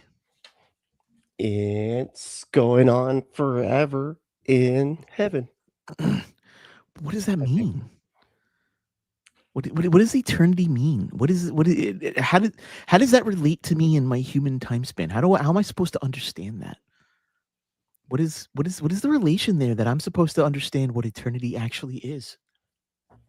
I don't know. I don't think you can. And that one of those things that they say, like, you can't understand it, but you just got to think it anyway, Well, that doesn't sound cultish at all. Right. Yeah. Don't think. Don't try to understand stuff. I mean, the Bible literally says that. Don't understand it. It's fine. Just lean not on your own understanding. Lean on my understanding. Okay. I'm the one that's got it figured out. You don't. Your brain doesn't work. Mine does. Do what I say. Yeah, except my brain seems to work particularly much better than Ken Ham's. So, oh God. I will give Ken Ham some credit though. He's not nearly as trashy as Kent Hovind is. Mm-hmm. As trashy. He's a little bit more polished, way more polished. Way more polished. Have you ever seen Dinosaur Adventureland? That fucking disgrace of a mud pit. Oh my god, It that looks thing's like, dude, it's it awful. looks like somebody's backyard, honestly. Like, it really does just look like nothing. It's a backyard in the middle of rural nowhere. It's what it is. In Florida, too, just to be that much worse. It's a swamp. No, it's not in It's like- Florida anymore. It's Alabama. Oh, no shit, really? Yeah, so the one in Florida got shut down for tax reasons again. Who would have guessed that?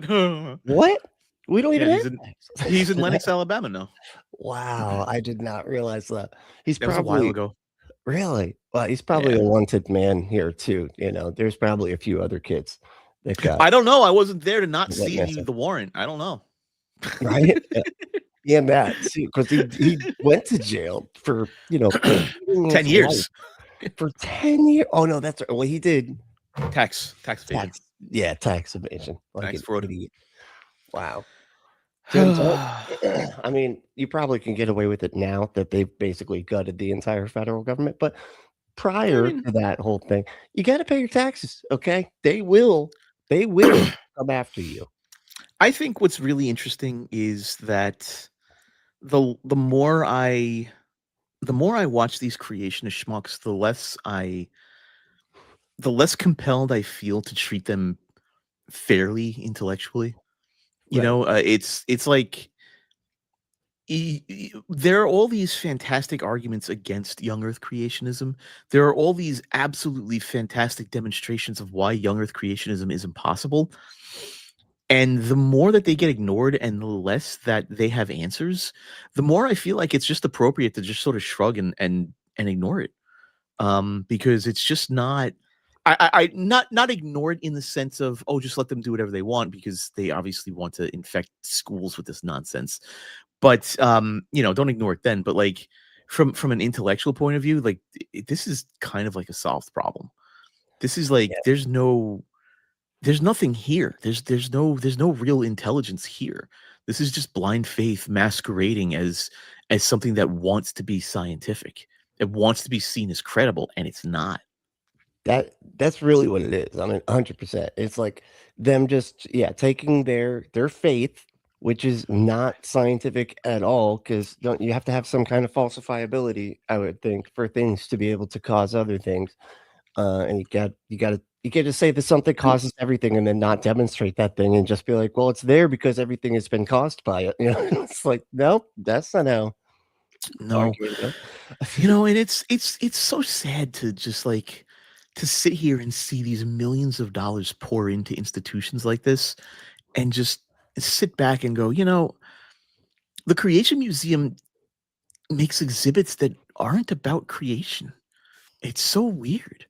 Like, what does a trans person, what does identity, what does gender have to do with creation exactly? Like, what you're proposing a museum that is ostensibly about the creation of reality, about reality being created. What does somebody in 2026 injecting their right thigh with estrogen have anything to do with that at all? None. It had doesn't. nothing. And the thing that pisses me off too is that they were so cowardly. They couldn't even actually say what they were trying. They were obviously saying, you know what I mean? Like, they didn't mention trans people once, but the entire exhibit was just like, It was about identity and gender. No, it's about trans people.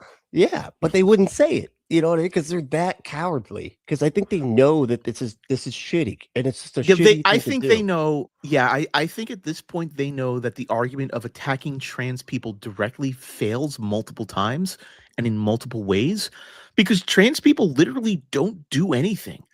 Like we sit around trying to not end our own lives. Like, that's it.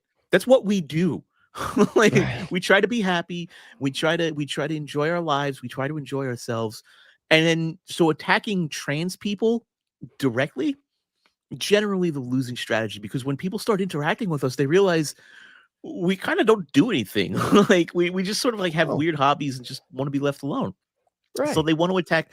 So they want to have the identity war. They want to have the culture war, because that is more abstract, and abstract things can be targeted as a semi-intellectual endeavor, can be sold as that. The problem is, and this is the problem Ken Ham's facing with this identity creation museum radiance thing. The problem with attacking abstract things like identity and gender is you now have to sell the. Well, that's why he brought up gender, by the way, is because gender is less abstract than identity. Yeah. In order to attack an abstract thing, you now lose that direct connection the average person has. The average person doesn't give a shit about the word identity. They don't care about that. That's an abstractor that is tied directly to society, and people know that. The identity is not something that's like inherent in all of us that we just naturally get and understand in our brains. We have to be explained what identity is. It has to be learned and taught. And so to fight a war on that, that's why they know it's kind of like a losing position. But at the same time, they have to make that fight in order to keep the money rolling in, in order to keep the gravy train going.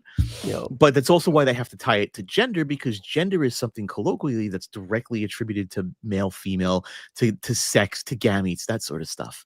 So that's why it's always going to be like vaguely about trans people, because that's the only battleground they have right now, because they know everything else is sort of floundering around them. Yeah, that's true.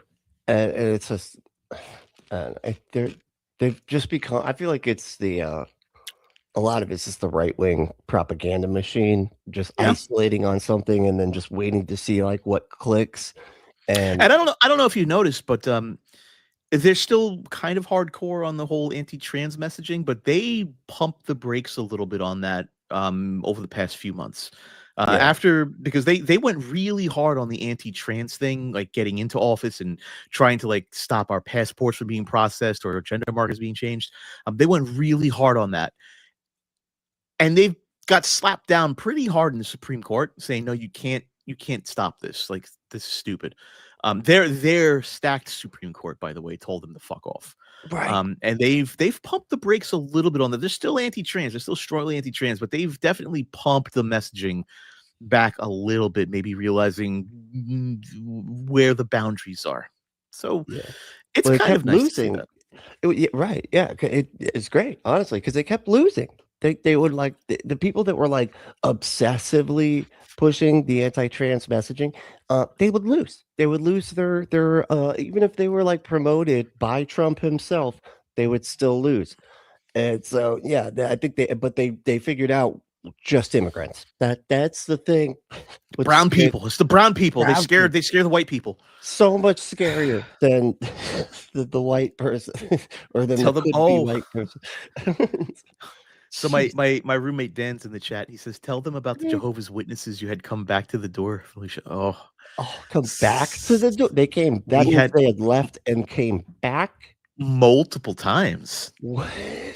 Oh, I made you a mission. I invited them back. Oh, really? Yeah, they came to the door, and I told. Well, they came to they came to the door, and they explained to me who they were. And I told them straight up, I'm an atheist, and I have been for over 20 years. But I'd be more than happy to discuss my beliefs in God with you. And so we started a conversation, and it was kind of amusing because they were not very prepared to have a conversation with an atheist who has been an atheist for a very long time. And I started to ask about, well, what is God? What is Jehovah? Can you define a Jehovah?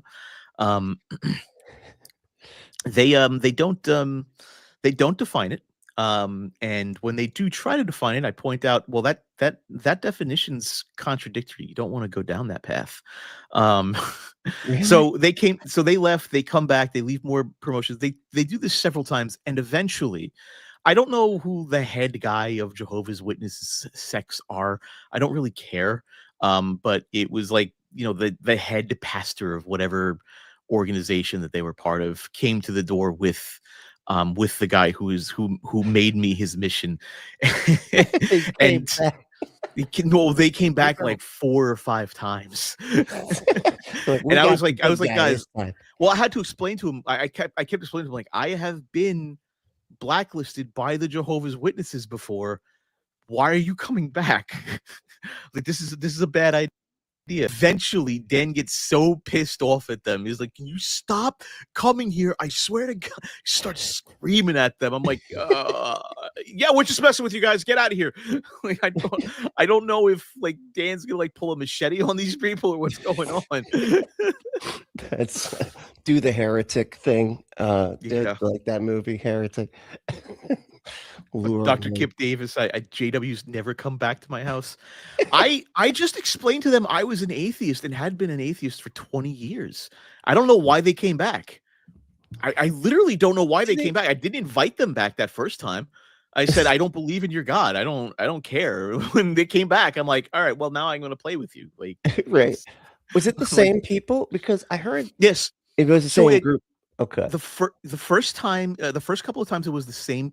It was the same people, and then he started to switch it up with instead of his wife, he would bring somebody else from the congregation, and then he kept going up the ladder. And like about the fifth time, I had the very well dressed, hardcore JW has been to the Watchtower at the front door, and that's when Dan came out and was like, "Hail Satan" and all that shit. I was like, I was like, oh, I was so close. That's so funny.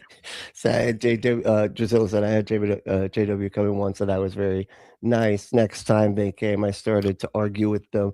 They didn't come back after that. Yeah, it's the niceness that draws them back. You know, it really does.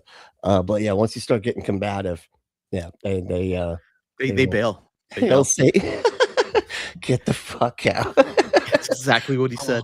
That's beautiful. Oh, I love it. You know, they probably were having to say 20 Hail Jehovah's for hearing the Hail Satan words. I was just like, I think that's what it is though. Like I could be very, very friendly. I think I can be. I think I've been relatively friendly today, and I think maybe they mistook that for somebody who could be converted. I don't come across as friendly. I am super mean. Okay. Am I? Oh no. No. Sorry, go on. What were you saying? But I think that maybe that confused them in my atheism, and that because I put on a smile, I say hello, I'm kind of polite and cordial when I'm in a one-on-one conversation with someone, but like I think maybe that confused them, like, oh, this one could be a mission, and I think maybe that's what that was, but like means you're open to it. If you're nice, but like that means you're open to the belief. But the problem is, I'm arguing at the level of. We shouldn't even be arguing in substance ontology. We should be arguing in relational ontology. And you're going to come at me with Jehovah's Witness propaganda? Like, seriously? Right. You're just a plaything to me. What are you doing? You're right. Exactly. They're like, ontology is just the study of on and off switches, I imagine. Do they have a science for that? Huh. Okay. Science of on and off switches. Yeah, I think it's called physics. Well, they have oftology, but that's a different. That's the opposite. Oh God. Well, yeah, I mean, like, I had to explain to him. Well, I did explain to him, like, I don't believe the Earth is 6,000 years old, and he's like, "Really? Why don't you think that?" And I'm like, "Because it's insane." Like, what do you mean? Why don't I think that? Because it's absolutely bonkers. It doesn't match up with anything we see in empirical reality. And I had to I literally had to walk him through that. He had no responses for it. Like, this was the most unprepared JW I've ever seen. Are JWs are young Earth? Like, so I don't know. This one was. I don't know Jehovah's Witnesses all that well. I just know that they exist in the Watchtower. I know I was contacted by the Watchtower once to do a live streaming event for them, and I turned them down because I don't like them. Right. I don't like you guys. That's so awkward. Like, can you do our computer stuff for it? You're an engineer. Well, this was before they did the whole overhaul. And our company was contacted to contract out and like do their whole like live stream overhaul. So because prior to their build out, they were like community access TV levels of bed, and then they had the big, like, I think they did like a $20 million build out or something of like studios and their live streams and all that. And they've since now they're like this professional broadcast propaganda studio. But we turned them down because we were like, nah, we don't like you. Not interested in selling a cult. Yeah, that's kind of. We're not interested in doing business with you. Right. It reminds me of like that. You see, the Scientology has like their own channel God, and shit now too. Scientology. So Well, weird. I mean, Scientology's weird. Yeah. Scientology's so weird. It's like, Scientology is the best juxtaposition to Christianity, because Christians will say, well, how could it be? How could it be false? I mean, look at the history. Look how Christianity came to be. And then you just sit here and I just go, well, look at L. Ron Hubbard and how he created Scientology, and he's dead, and it still propagates. Right. When Like, the dude was a sci-fi writer, you'd think that'd be the end of it, but nope. No, They're it still still going. propagates. They're still one of the largest landholders in the United States. So, Oh, holy shit! Like I live not far from Clearwater, and I've gone there. Oh, that's one of their epicenters. That's their They say that is like the Mecca. That's like their Mecca, right? Yeah. And they ruined that city. Literally ruined that city. It used to be like a bustling, like cool kind of city where you could go, and it had all these fun things to do downtown and stuff like that. Now, literal ghost town, and they've basically forced. It was almost like a movie, like where they have like, oh, they're trying to get me to sell, and I ain't gonna do it, and they're like, they want my land. The big developer wants my land. Like, it was basically like that, except they just ran everybody out of town, and drove the companies and stuff that were left, because everybody else was ran out of town. There was nobody to do business at those places, so they just shut down, and now they just own the entire city. It is freaky. Yeah, I haven't been to Clearwater ever, and I don't plan on going.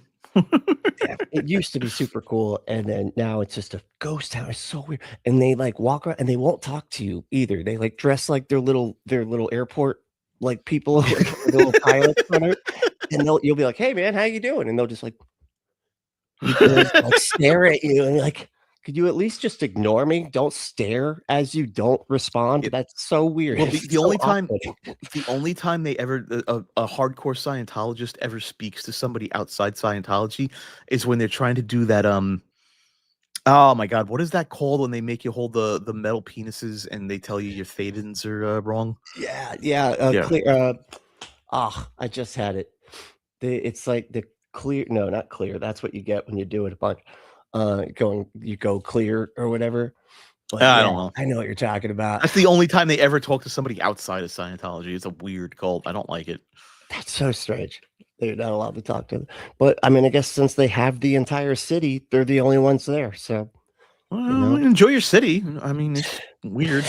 It's insane that they could do that. That should be against the law. A cult just showing up and buying up the entire city. I feel like if that was a brown person religion, it'd get burnt out. I feel like that's the premise of a horror movie somewhere. I don't know. Yeah, it is. It's Children of the Corn. Mm-hmm. It is. That's right. It is. Oh God. Oh my God. Right? Oh my God. Is there like I need a palate cleanser from that stupidity. Is there like a Matt Powell video or something we could watch? Right. I need to go from completely incoherent worldview being presented by multi-million dollars to completely incoherent human being with no budget and feel better about myself. No budget at all. That's right. That's so funny. I just need to feel better about myself. That's all I need. Just for a second. Yeah. Oh yeah. I don't know. What has he been up to? What has he been doing lately? I'm sure he's made an atheist video somewhere. Oh yeah. I guarantee you that he has. I like how his channel name is Matt Powell Official, by the way. Like because because somebody's running around faking being Matt Powell. Right. You're like, I'm the real one now. Okay. The other people are not me. Make sure if it doesn't say official in all caps, it's not me. Oh my God. Oh, the closest thing he has right now is an hour-long video on creation versus evolution. No, I'm going to pass on that one, bud. The debate is over. Yeah, the debate's over and creationism shit. I don't know what to tell you, dude. Oh, there's like him going at Aaron Raw. Oh yeah, the one of him going at Aaron Ra. Oh my god. That's amazing. Does he have shorts? Let's do a short.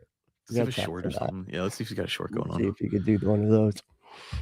Okay. So we got no, but then I just realized the problem with watching a Matt Powell short is I gotta watch Matt Powell. Yeah, that would be a key part of having having to watch Matt Powell. Yeah. What's worse, having to watch Matt Powell or having to watch Ken Hovind? I don't, at least Kent Hovind. Oh yeah. Shit, I don't know. We have a culture today. I just randomly pushed it by accident. We have a culture today, really, Matt? Huh. We didn't yesterday, but now that literally tells men that they should be emasculated and that women should be on their own, just single motherhood. Let me tell you, by the end of this message this morning, I believe you'll be convinced, even if you're on the fence, that we should have men leading their homes, leading families, helping guide society, guide children into the ways of righteousness. We have a culture. That was the whole show. Wow. His argument is that culture emasculates men, and that culture says women should live on their own. Yeah. Or just capitalism did that, but they like to blame it on culture or whatever. Matt, have you noticed something, Matt? Just a question here, Matt. Just if you can come in here, Matt. Just come in a little bit, Matt. Have you noticed that men and women seem to get married at the same rate today that they did 100 years ago? And that men and women seem to have a similar birth rate that they did 100 years ago? And it doesn't have to do anything with women living on their own or men being a little more effeminate compared to when they had to work in factories and lose limbs to poor craftsmanship.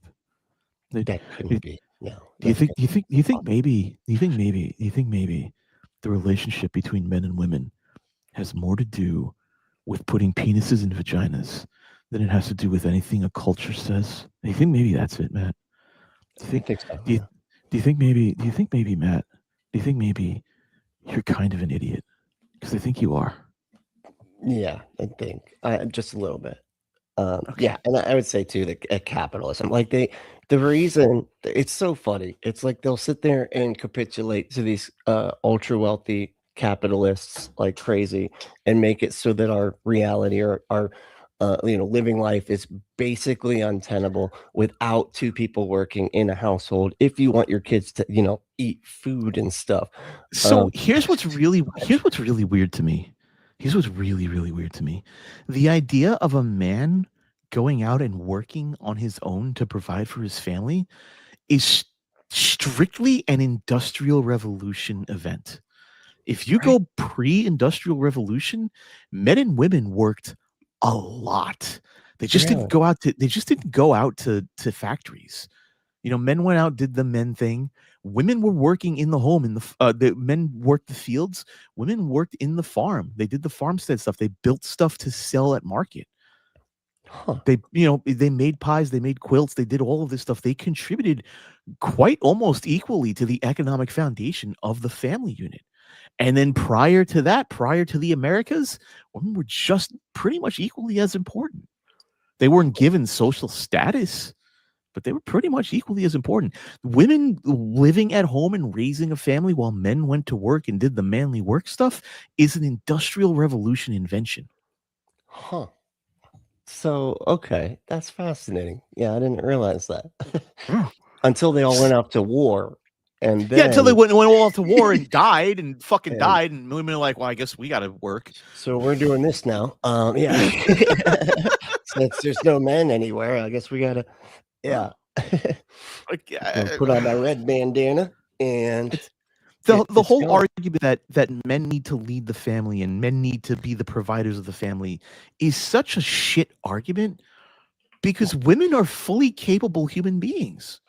They're very, very capable human beings. If you stop suppressing them for 10 minutes of their lives, you'll find out that they have roughly the same brain mass as a man. Wow. Right? It means they're just as capable of you had thought. That could not be. They have to have smaller brains. That's got to be. Right. The size of the brain doesn't matter. The surface area is what matters. It's the density. What? Oh, okay. Yeah, the density. Well, the surface area. Yeah. Yeah. The number of folds. You know, it's just like I don't get that argument at all. It's so weird to me. Well, here's a. Is he on some kind of like woman kick or something? Because here, should women fight in wars? Well, I think must this leave. particular video is taken from one of his sermons that he was going on about like men and women for some reason, and this was one of his anti-trans sermons too. I guarantee it. Well, anything that's got stuff to do with men and women. Oh yeah. Oh, why is his face staring directly at me? What is he saying? Evolution exposed. Oh, Big Bang Theory. Oh, can we see the Big Bang Theory debunked on the left? There we go. Perfect. No, on the left. The one on the left. there we go. Yeah, let me see the Big Bang Theory. Gotcha. Yeah. Here, let's do it. You think about after Muhammad received revelation from God, the very first thing that he tried to do was to throw himself off the cliff. He tried to take his own life. Go back and try again. Is that good news? Is that the gospel? What the hell? If I was to receive revelation from God, in the very what the hell was that? It's like it just played the wrong short. Yeah, it was like beginning to, and then it's think about the Big Bang Theory. They're claiming that all of the matter that you see, everything around you, was condensed into an infinitely dense hot point, and then that hot point somehow exploded. And was that right? He's already wrong. This argument. Yes, he's already wrong. So infinitely dense. I feel like it's so here's the deal about the Kalam cosmological argument that he's making here. By the way, I love the face you paused on. I can't tell if he's shitting his pants or if he's scared. Yeah. There's a bug coming right at his face right now. So the Kalam cosmological argument is fascinating for several reasons. I'm not going to go into like the Gutsick Gibbon or the Professor Dave explanation of why this particular version of the argument fails. Needless to say, my counter to the Kalam cosmological argument, it's the same counter I would give to William Lane Craig, is that the entire argument here relies upon a pop culture understanding of Big Bang cosmology and modern cosmology in general. And so I would posit and say that no, science in broad general terms does not say that everything coalesced into an infinitely hot, dense state or point, but rather that science shows that once we reach a certain threshold, we can no longer reliably explain things. So here's what's really interesting. Everything pre-recombination in cosmology has to be derived through current observation and mathematical inferences. We can't directly observe anything pre-recombination because there's no light to see. We can't see anything. So that's where the cosmic microwave background radiation comes from. That's where anything before that is all inferences. Everything before that's inferences based on what we currently observe. So the problem with that is, well, guess what? We currently have unanswered tensions in modern cosmology that are growing even worse the better our measurements get. We look at like the Hubble tension, for example. Right. And so when we finally resolve those today, well, guess what? When we reverse those answers and go back in time with our mathematics, everything pre-recombination is likely going to change. So to say that we are now in a point where everybody agrees that there was an infinitely dense single hot point is incorrect. You can't jump to that conclusion right away without resolving the tensions in current cosmology. Instead, it's much more accurate to say that at some point, because we have the cosmic microwave background radiation, everything was hot and dense. And that's about all we can say for sure. Beyond that, we can, also, there's some other weird things about it too. For example, even if you want to go beyond the hot dense state and you want to get to the singularity, that requires something called metric expansion. The problem with metric expansion is it's unfalsifiable. And so it's not really considered to be like, I mean, it's considered to be the best explanation we have because the math fits and looks pretty, but it's not like anything we can test. So in order to get to the singularity in the way we understand it today, you have to have metric expansion. But metric expansion requires things moving faster than light. Well, it requires space itself moving faster than light. And that requires another presupposition of space being a thing, which is another problem altogether. Is space actually a thing, a physical thing that we live in, that we inhabit, or is it just the description of all relations that interact among each other? Right. So is Okay. space actually is the universe actually a marble in a basket that is a descriptive thing, or is it just the all-encompassing everything of events that happen? Because if it's the everything of events that happen, it's not a thing, and metric expansion can't be possible.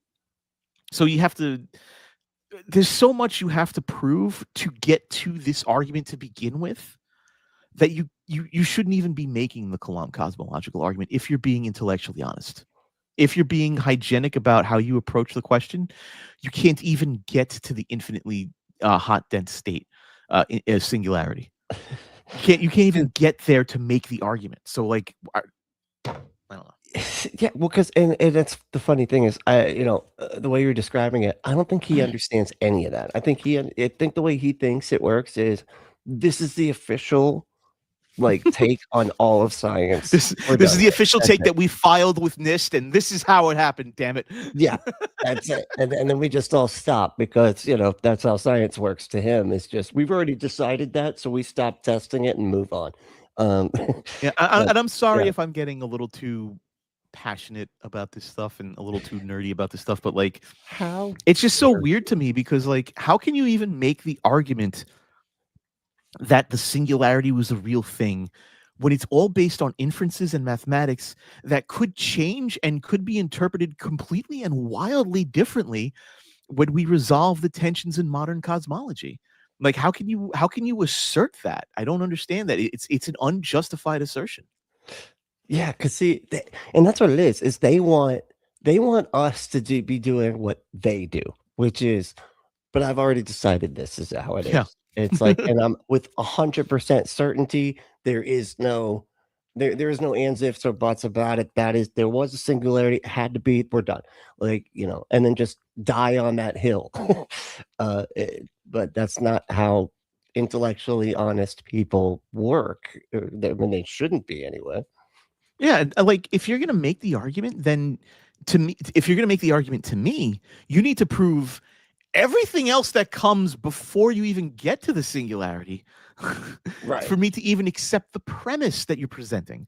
So there's a lot of grunt work that needs to be done. Now, William Lane Craig sidesteps this and doesn't directly address it by addressing metaphysics instead, which is kind of it's kind of a slope that he plays with, but he at least tries to stay in his domain in relation to that. Then of course you get into the whole quantum physics stuff, and he just sort of hand waves that stuff away, which I find very annoying. I find that extremely disingenuous when Christians hand wave away quantum physics, because we actively use quantum physics today in quantum computers and even in calculations for ultra high speed fiber optic cables. We literally use the rules of quantum mechanics to get more bandwidth out of fiber optics. Wow. So if you're going to tell me quantum physics is just woo-woo math nonsense, you have to explain to me why the woo-woo math nonsense fucking works. Yeah, I was just going to say, so it's got to be reliable if we're able to put it into practice, right? Exactly. And use There's something there, obviously. Right? Exactly. Oh my God. I'm sorry. I wanted to get on that tangent because I knew the second he mentioned Big Bang Theory, I'm he's gonna make this brain dead Kalam argument, isn't he? I fucking called it, man. These apologists are all the same. They all just recycle the same trash scripts over and over again. I know. None of them bring a unique argument, and it's so bad.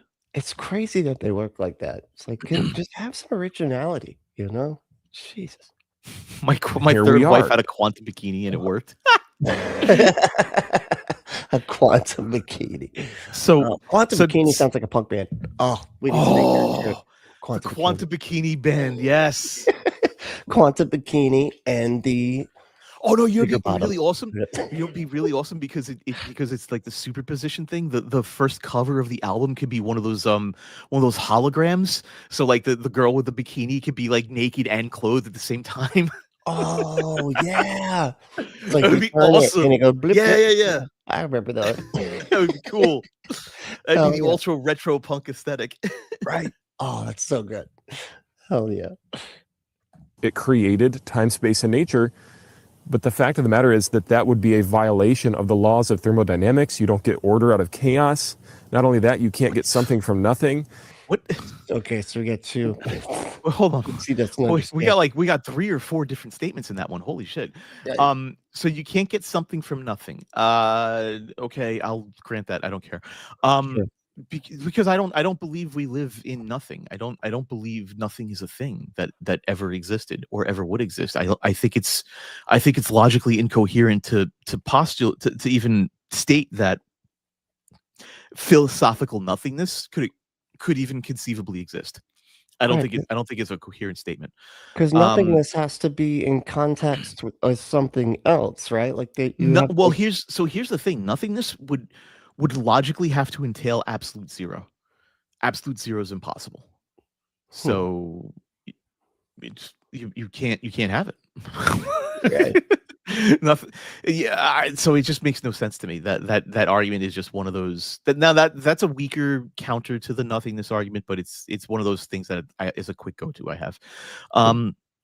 The other thing he said was what did he say? That created time, space, and matter. So I wanted to point that out. He said time, space, and nature for some reason. Nature. You just forgot about the matter again. Okay. Time, space, and nature. All right. So this is the other thing that they do. They do this all the fucking time. They reify time and space and nature in this case for some reason, but they reify it into being from abstracta that we use to describe things to real tangible objects.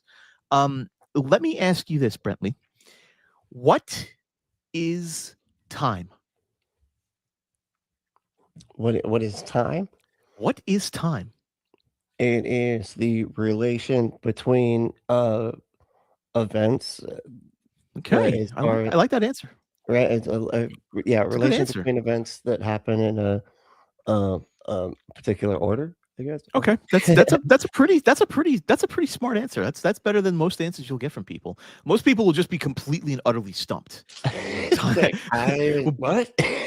Well, because when you ask them that, they're like, "Well, what you ask them? What is time?" And they just go, "I actually don't know that." You know, like what my watch tells. I don't. So the idea that something created time is wrong, because time is just a measurement.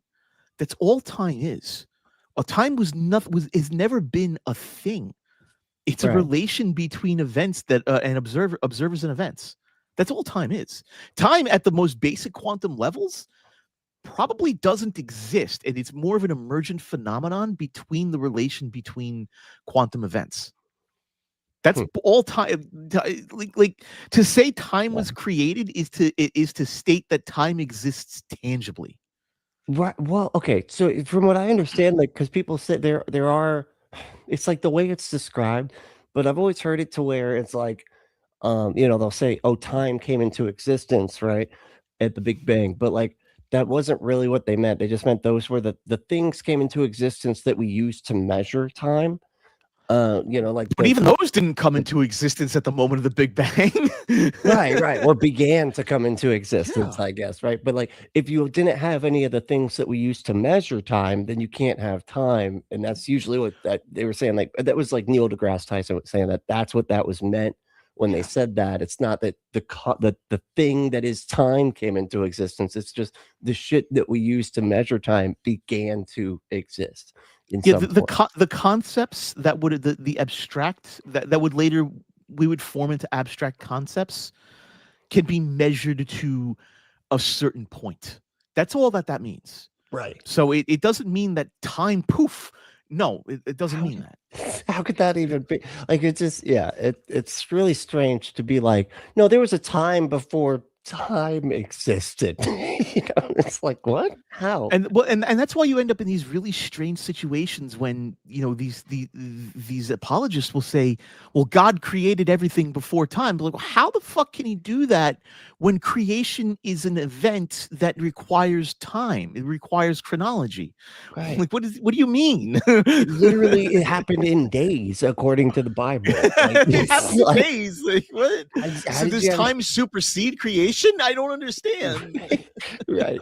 Jeez. And that was not one of them. Like, you did say He created light, but there was never a thing about, No, yeah, it created doesn't time. say. But it doesn't say He created light. It said, "Let there be light." Light Right. already existed. He was just Well, it was- letting it be in the deeps. I think the one version or whatever, it says like it was mixed with the darkness. So like light and dark was a big, like, I always think of it as like a chocolate and vanilla swirl ice cream, just all mixed and swirled up. It was well. Now let me ask you this, because I'll never get the chance to ask Matt Powell this, because even if I could, he would have some stupid rambly answer, and I would just be like, "What are you fucking talking about?" Yeah. What is space?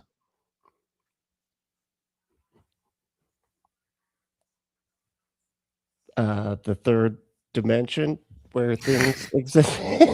Is it the third dimension, or the third dimension, right? Or is Well, it- if time Time is would just be a the- measurement of stuff, then because you have to understand, time necessarily isn't a dimension. It can be measured and mathematically described as a dimension, but it Right. only moves in one direction, and that hints that since there's not a second dimension, a second direction of time, that time isn't a dimension in any traversable way. That is, you can adjust time based on relativistic speeds, because that's how events are measured, but there's Right. no time dimension to shift through, which shits on 88 miles an hour. But hey, what are you gonna do? Yeah. But The wormhole. but space itself, space isn't 3 dimensions. You can't say what is 3 dimensions. What if space was created at the moment of the Big Bang? Right. What was created? What is space? Yeah. I don't know. Now, my relational ontology answer is space is an emptiness that is just quantum fluctuation vacuum, and that what we identify as space is just the distance between events. That's it. So almost very similar to time. Very similar to time, except that in that it doesn't exist as a reified object. Oh God. Interesting. So like we're not walking through soup or anything, or there's no soup of space that was created or existed.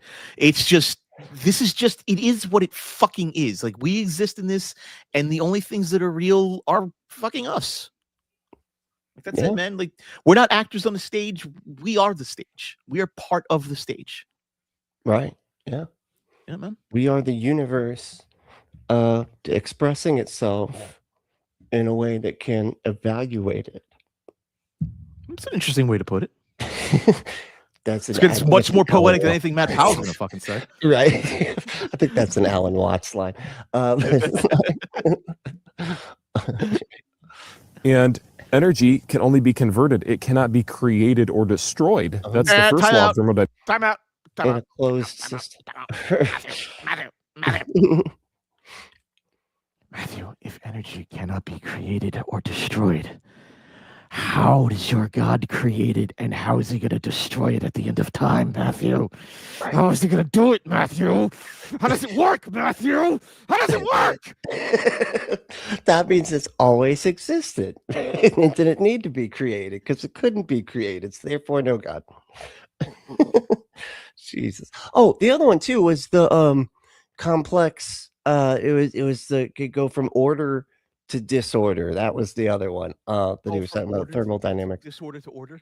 Yeah, which tell me what you think of this, because like I always think, they say talk about order to disorder. Aren't those just subjective evaluations? It's like disorder it's just something that we would describe as not being ordered because we see things a particular way, but it could be ordered, but just to us it looks disordered. Does that make sense? Well, my question first would be to clarify terminology. What is order? Is order does order require symmetry of some kind? Does order require does order require predictability? Or is like can you predict like the structure of like the carbon atom, for example? Is that order? Or is order just an abstract concept for what we see as just some form of regularity? Right. What is order and disorder? That's the first question I would have. The second question I would have is, are you really just talking about entropy at this point? Because if you're just discussing entropy at this point, the fact is that both ends of the universe, in terms of the measurement we can do backwards and what we could predict forwards, are fairly open-ended. We can only make predictions about things like entropy based on what we've observed in our very short lifespans, based on the billions of years of cosmology that have already happened and the trillions more that will happen. So we can't reliably predict what's going to happen during that time. And so my sort of objection is going to be there's patternized stability, right? That arises from what could essentially ostensibly be like a quantum soup, if you will. And we're currently in that phase of the universe.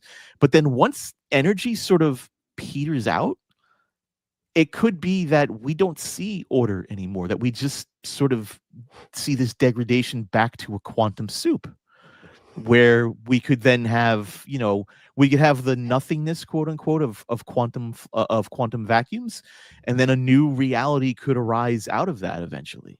So you can't. What do you mean you can't get order out of disorder? Like I don't know what that means. Right. Exactly. I don't get it either, to be honest. Time is a flat circle. Dr. Kip. Dr. Kip, that is such a nonsense answer for you, because you and I both know you don't wear an old school watch like that.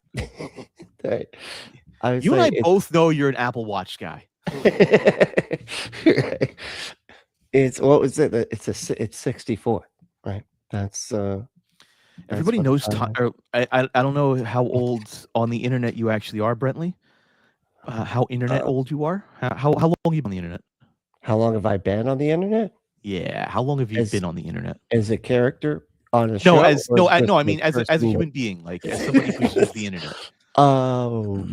I guess since the 90s. Okay, good. So I just want to make sure that when I get this reference, somebody will fucking get it. But we all know time is not a circle. Time is a cube. I feel like I've heard that before, but time cube, man. Got to go back to time cube. Ooh. Time cube. Time cube. It was a conspiracy theory website about how people were hiding the truth about time, and that time should not be broken up into time zones, but rather cubed around the world, treat the world as a cube, because you could actually split time up into infinite little slices, and so time zones were wrong. Time was actually a cube. Jesus. Okay. I seriously, it's like an old conspiracy. There are 3 people watching this video of all time who will understand what I just said. Right. They were there. They were there for that one. Like, oh, I remember the cube type thing. I remember time cube guy. He had some good points, but dynamics. So to say that you could take a rock that's tiny and let it morph into a rock that's gigantic like a boulder, that's not possible. Oh no, it's not how rock formation works. That's not how rock formation works, man. Come on. That's the expansion of the universe. You can't take a marble and have it turn into a boulder. You can't do that. That's not how it works. It's like, yeah, I don't think the way things happen on this little tiny planet is how the universe coming into existence functions. Quantum physics aren't rocks. Right? That's right. I don't know how else to counter this argument. Like, it's so stupid. Oh my gosh. Well, Suppose if they're not rocks, what are they? What are quantum stuffs? The quantum particles are excitations in quantum fields. That's all. And those They're aren't rocks? they're localized excitations in a field. You don't even know where it is until you measure it.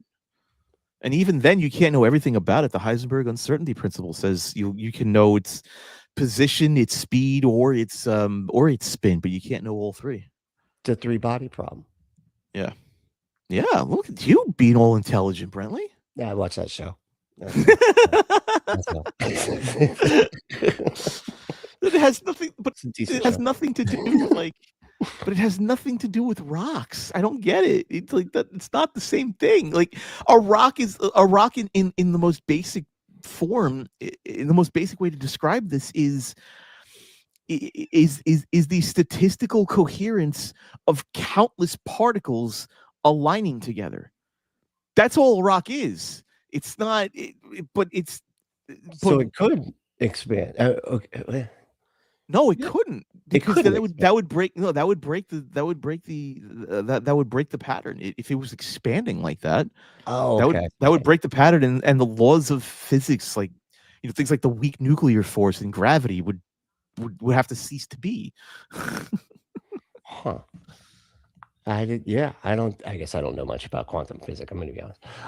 I thought they were rocks, to be honest. I thought quantums were just little tiny rocks, Little tiny. No, they're not. They're not. They're Quantum of a excitations in a fish tank, field. Yeah. Little fish food floating around in the tank. Oh, yeah. Little tiny fish food. No, it's a surprising quantum field dynamics is like quantum QFT, quantum field mechanics, is a fascinating field to look into. I only briefly touched up against it when I worked on a build pipeline for quantum computers for a few months, and Really? it's a remarkable field. A lot of Rust code in that. A lot of Rust. Interestingly enough, Is Ant-Man at all accurate? not even close. If Ant-Man was accurate, he would have been obliterated the second he went quantum. Oh, man. He would have been a particle of photon. A photon would have literally obliterated his very existence. Just gone. A single photon. A single photon would have ended his existence. That's wild. So no quantum realm. That sucks, Yeah, Damn, it's all right. I'm going to go there at some point. Do smell it, Steve. Fine. All right. piece of dust, a small speck of dust, exploded or rapidly expanded and formed planets and galaxies and oceans. No. What? No. It was a piece of To even get to I've already defeated this argument by saying to even get to this point you have to assume way too much. So yeah. Everything, I swear to God, everything is just the argument from ignorance. I can't figure out how this could work, therefore it doesn't. Magic. Therefore God. Therefore magic. Yeah. God. I must admit, I have to admit, the more I listen to apologists, the more I find the look at the trees argument to be their best argument. Yeah, absolutely. I honestly, as far as like what sounds the most convincing is literally, look at that. What about that though? What about that? Is Felicia hitting monkeys with hammers again? Oh, Daniel. Daniel. Jones dinner of some sort. Is Felicia hitting monkeys with hammers again? I guess I should explain that one. Where is that? Oh, it's in the chat. Yeah, Sadasuke. Felicia's hitting monkeys with hammers again? Huh. I don't know myself. That's funny. It's right there on your screen right now. I'm looking at it. Really? Oh, I see it. Yeah. Okay. That's so weird. There it is. Okay, I see it now. I guess I should explain I was that. Skimming past it again. So I made this comparison one day because an apologist was trying to make the argument that you need a special observer for quantum physics to have any effect. And his argument was to use the oh my god, I'm forgetting the name of the experiment now. What the hell's wrong with me? The double slit experiment. Sorry. Yeah. The double slit experiment. And the argument was, well, it's like somebody observing it collapse the wave function in magic. That's right. And so my counter to that one is, no, that's not what's happening. An actual real physical process is happening here. And what's happening is that in order to collapse the wave function and measure the particle, you have to hit it with an electron and look at the shadow of the event that happened. And my counter to this was, think of it like this. Think of the double slit experiment like this. You're observing a monkey in a field.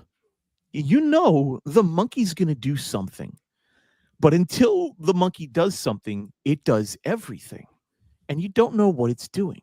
So to figure out what the monkey's doing, you hit it with a hammer. Monkey's going to do something. That's what the double slit experiment's like. It's not a one-to-one perfect analogy, but it at least helps you ground it in, real physics. It's not magic. So it's doing everything until you look at it, and then it's doing the thing. And it's doing that one path. The probabilities have collapsed, and it is now on that one path. Because it like functions as both a particle and a wave. Yeah, which is kind of weird. It's not superposition's not weird unless you're coming from, again, the substance ontology, the idea that we are somehow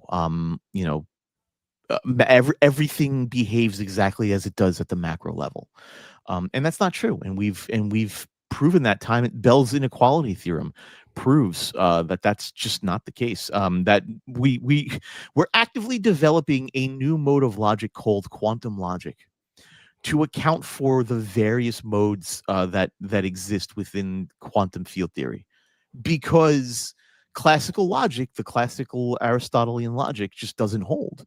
You can have violations of not non-contradiction, but violations of well, I mean, I guess you do violate the identity law too. The non-contradiction identity, it's the other one. Excluded middle. Yes, excluded middle. Thank you, Lem. You can have that with superposition and other quantum fun stuff. So like,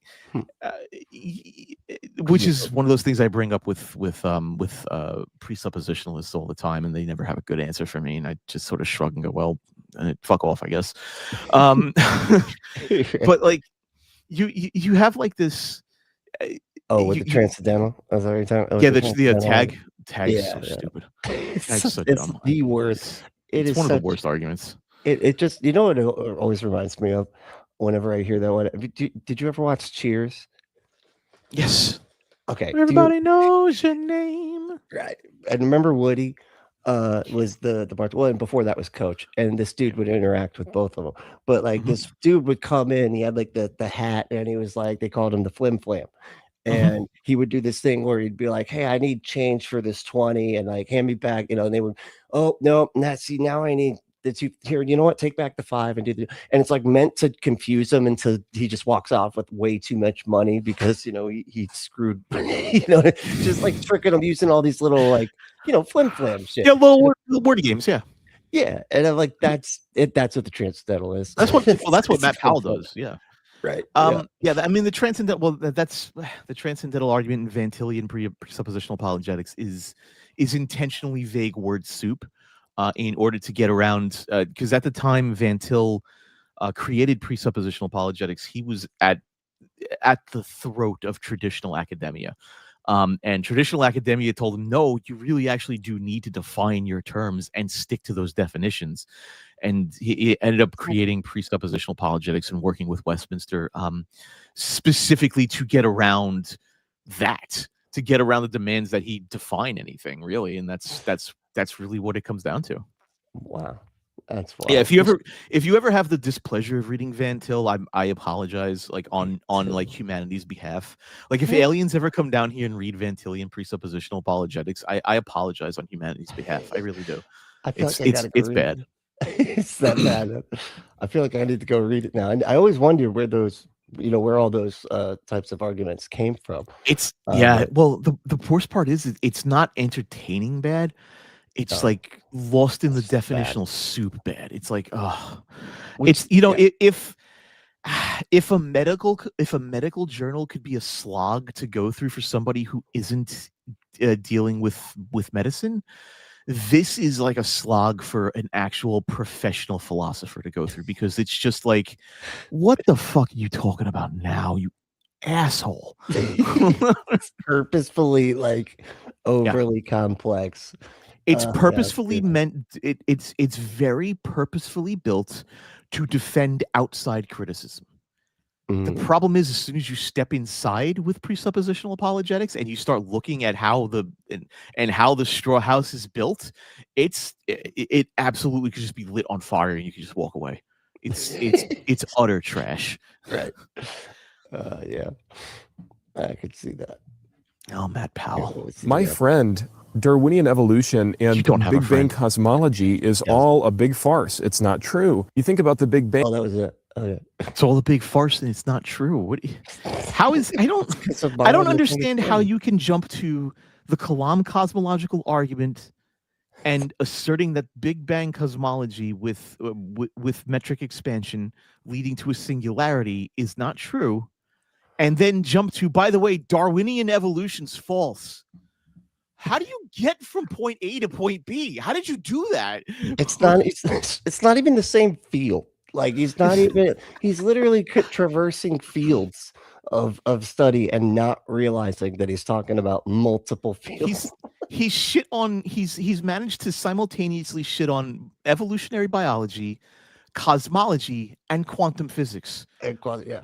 in All one simultaneous. YouTube short. It's just the stunning ignorance of this man. Unbelievable. Jesus. Oh wow. Well, hey, thank you so much for hanging out. It's been so much fun. I really appreciate it. Right. I'm Yeah, sorry I this is took up great. so much time. I didn't realize it was so No, late. you're good. I didn't want to keep you for too long, but yeah, we were having fun. That's Yeah, good. it was great. Hell yeah. Very cool. Well, hey, tell everybody where they can find you at. I'm Felicia By Nature on YouTube. I do some YouTube videos once in a while. I'm still working on my next video about relational atheism and an introduction to that. I have a more formal markdown file that I'll be putting up on GitHub for people to download. So, but that's still forthcoming. I'm still working on the actual project itself before I get the video out.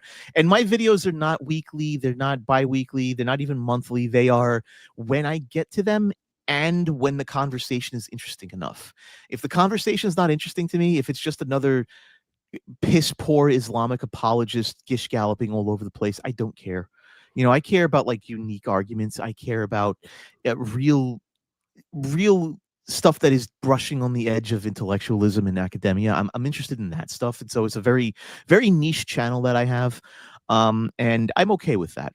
The only thing I do is I will post the video once in a while, and when I do, the only thing I ask is that when you interact with it, you give it honest feedback and honest criticism. Don't interact with it in a way that is like the traditional atheist circle jerk.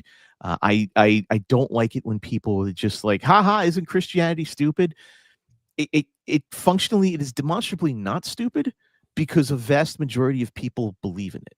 So it can't be stupid in the traditional colloquial sense. Now, it can be stupid in its execution. That's different. Right, and I'm willing to shit on the execution. But all I ask is that you don't shit on people. That's all. Unless it's Kent Hovind, Matt Powell, and Ken Ham. That's cool. Right. Yeah. Shit on the people that are bad actors, but yeah, Bad actors. it's the ideas that are the problem, not the people as much. Yeah. But some people are pushing those ideas and it hurts people and they just don't care. So yeah, those people I have a problem with. But I'm Felicia By Nature on YouTube and Felicia By Nature on BLUESKY if you want to hit me up. I got my own Discord if you want to chill there too, but I'm in Brentley's Discord too, so go check it out. Oh yeah, very cool. Oh yeah, that's up there. See, and that's the QR Over there. It's Over there. not labeled. It's reversed. It's flipped on the stream. Oh yeah, that's right. All right, everybody. Well, thanks again for coming on. This is super fun, Felicia. I really do It appreciate was it. great. I hope I can be on again one day. Hell yeah, absolutely. We'll definitely get you back soon. Absolutely. Oh yeah. I hope to be in the chat next time Dr. Kip is on, so I can harass him some more. Right, Dr. Grip's great. Love messing with them. Fun. All right, y'all. Well, we're going to wrap her up. If you want to support the show, there's some different ways you could do that, and they're all listed right here. You could pause it and go to that. But all of the links are in the description, unless you're on Facebook. I had to take one away because you can only have 10. But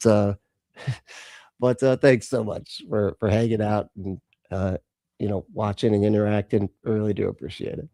But yeah, the main thing though is to stay logical, stay loving, skeptical, and compassionate, and we will see you next time.